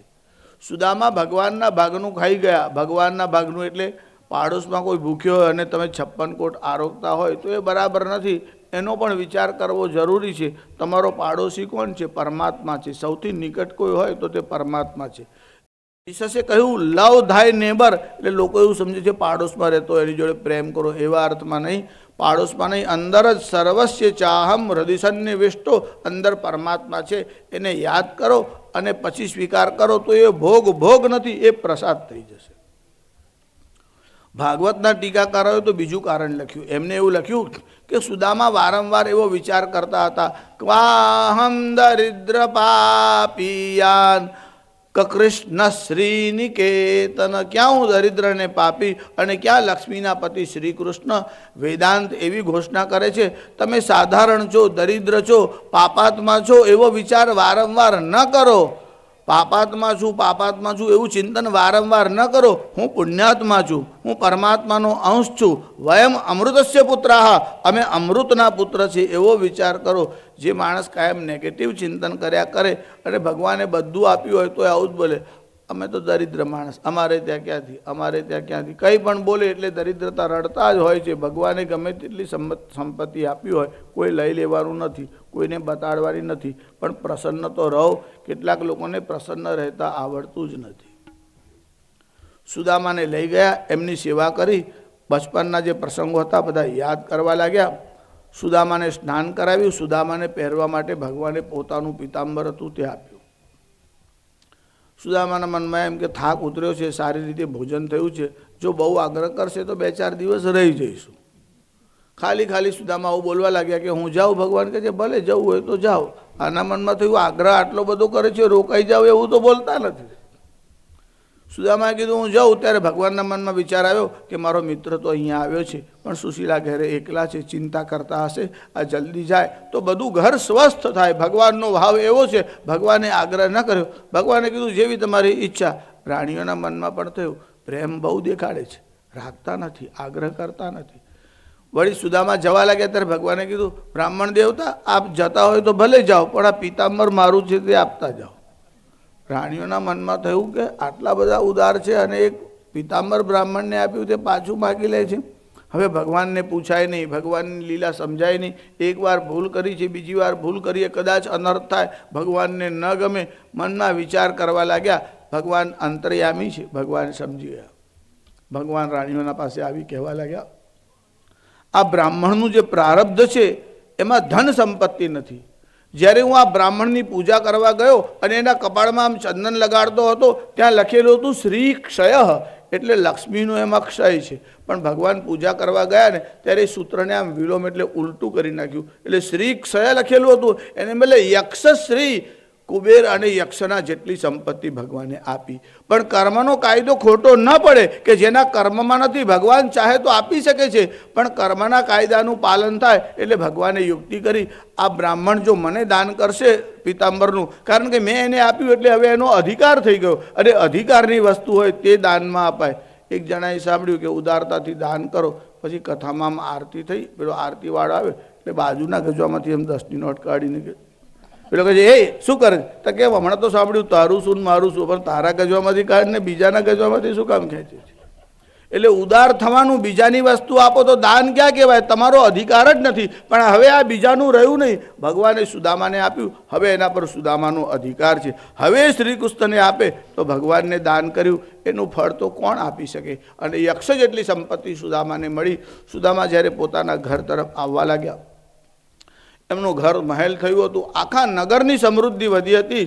સુદામાના પત્ની, બાળકો અને બધા જ સુદામાની આરતી ઉતારવા આવ્યા. મહેલ જોયા પછી સુદામાને થયું કોઈ બીજાના ઘરે આવ્યો કે બીજા ગામમાં આવ્યો. કીધું આ પોરબંદર છે, તો આ ઘર કોનું છે? કીધું તમારું જ છે. આ બધા સેવકો દાસીઓ બધા તમારા જ છે. જીવનો સ્વભાવ છે આપે થોડું અને કહે વધારે. એકવાર તમને આપ્યું હોય તો 10 વાર યાદ કરાવે તમને. કેવું પેલું ટીવી તમને આપ્યું તો બરાબર ચાલે છે ને, હવે આપ્યું તે યાદ કરાવવું છે, બરાબર ચાલે છે તે તારે યાદ કરવું છે. કયું ને કોઈ બહાનાથી 10 વાર તો યાદ કરે જ. અને પાછું એમાં પોતાનું નામ તો મોટા અક્ષરથી લખ્યું હોય. ભગવાને આટલી બધી સંપત્તિ જીવોને આપી છે. સૂર્યનો પ્રકાશ આપે છે, જળની વર્ષા કરે છે. વરસાદની બૂંદમાં નામ લખેલા છે કોઈ ઠેકાણે કે આ જળ કોણે મોકલાવ્યું છે. કોર્પોરેશનવાળાનો ટેક્સ આવે, હા પાણી આવે એટલે. આ લાઇટવાળાઓ લાઇટ આપે ખરા પણ બિલ મોકલાવે. સૂર્યનારાયણનું બિલ કોઈ દિવસ આવતું નથી. ભગવાન આટલું બધું જળ વરસાવે છે, કોઈ દિવસ બિલ આવતું નથી. સૂર્યનારાયણ બિલ ભલે માગતા નથી, પણ તમારી ડ્યુટી તો બજાવો. સવારના પરમાં ઉઠો ત્યારે સૂર્યનારાયણને કંઈ આપવાને બદલે ખાલી અર્ઘ્ય તો આપો. એટલે બ્રાહ્મણો સંધ્યા કરે ત્યારે 3 વાર સૂર્યનારાયણને અર્ઘ્ય આપે છે. જો અર્ઘ્યનો એક નિયમ એવો છે, જેમ લાઇટ બિલ મોડું ભરો ને તો દંડ આપવો પડે, એમ અર્ઘ્ય તમે બ્રહ્મ મુહૂર્તમાં આપો તો 3 વાર, પણ સૂર્યના ઉદય પછી સંધ્યા કરો તો 4થો અર્ઘ્ય આપવાનો. અને એમાં તમારે આ મંત્ર બોલવાનો. બ્રાહ્મણો પૂજામાં સૂર્યનારાયણની પૂજામાં બોલે છે, તમે સાંભળતા હોય તો સારું. આ કૃષ્ણેન રજસા વર્તમાનો નિવે મૃતમ મર્ત્યંચ હિરણ્ય એન સવિતારથે દેવો જાતિ ભુવનાની. હા, આ દંડ રૂપે મોડું થયું એટલે સંધ્યા વહેલી કરવાની બ્રહ્મ મુહૂર્તમાં. શાસ્ત્રકારો કહે છે સંધ્યા મોડી કરો તો કાળ ભ્રષ્ટ થશો તો અસુરોને જશે. ત્યારે વહેલા ઉઠાતું નથી ને મોડી થવું તો અસુરોને જાય. એના કરતાં સંધ્યા જ ના કરીએ એટલે ઝંઝટ જ નહીં. લોકો તારણ કાઢવામાં બહુ કુશળ હોય. આ સુદામાને આટલી બધી સંપત્તિ મળી. સાધારણતઃ ધન મળ્યા પછી લોકોને ભક્તિ માટે સમય મળતો નથી. પછી કોઈ વાર કે શાસ્ત્રીજી સત્સંગની ઈચ્છા બહુ થાય છે, કથા સાંભળવું એટલે એવું થાય છે કે બસ 7 દિવસ કથા સાંભળવી જ છે, હવે તો સંપૂર્ણ કથા સાંભળવી. પણ શું કરું, એટલું બધું કામ શાસ્ત્રીજી, મરવાની ફુરસદ મળતી નથી. કથાની વાત ક્યાં છે? તારા બાપે કાઢીને તારે કાઢવી પડશે. કોઈ પૂછવા આવતું જ નથી ઉપરથી ફુરસદ છે કે નહીં. ત્યારે ધન વધ્યા પછી સત્સંગ અને જે ભક્તિ છે તે વધવી જોઈએ, વસ્તુતઃ ઘટવા લાગે છે. સુદામાની સંપત્તિ વધી ત્યારથી વધારે સાવધાન થયા. કદાચ આ માયા મોહ માટે ન હોય, આટલી બધી સંપત્તિ છે એવું ન થાય કે હું ભગવાનને ભૂલી જાઉં. ત્યારથી સુદામાની ભક્તિ વધવા લાગી. ભગવાને સંપત્તિ આપી હોય તો ભક્તિ વધે એવું ધ્યાન રાખો. આગળના પ્રસંગનું અનુસંધાન મધ્યાહનના સમય પાછા કરીશું. શ્રી બાલકૃષ્ણલાલ કી, ગોવર્ધનનાથ કી, गिरिराज धरण की. नमः पार्वती पतये. हर हर महा